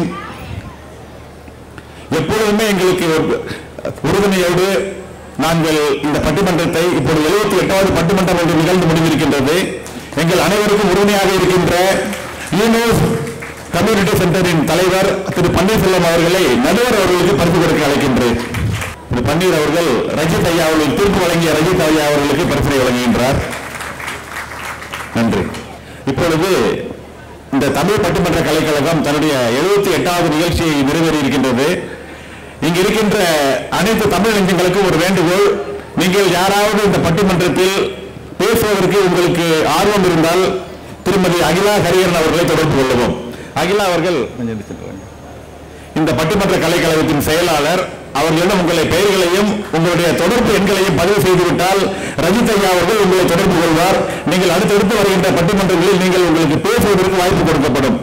இந்த பட்டிமன்ற கலைக்கழகத்தின் முக்கியமான நோக்கம் குறைந்தபட்சம் ஒவ்வொரு பட்டிமன்றத்திலும் குறைந்தபட்சம் 1 அல்லது 2 முதல் பேச்சாளர்களை இதற்கு முன்னால் பட்டிமன்றத்தில் பேசாதவர்களை அறிமுகப்படுத்துவது எங்களுடைய உச்சகட்ட நோக்கமாகும்.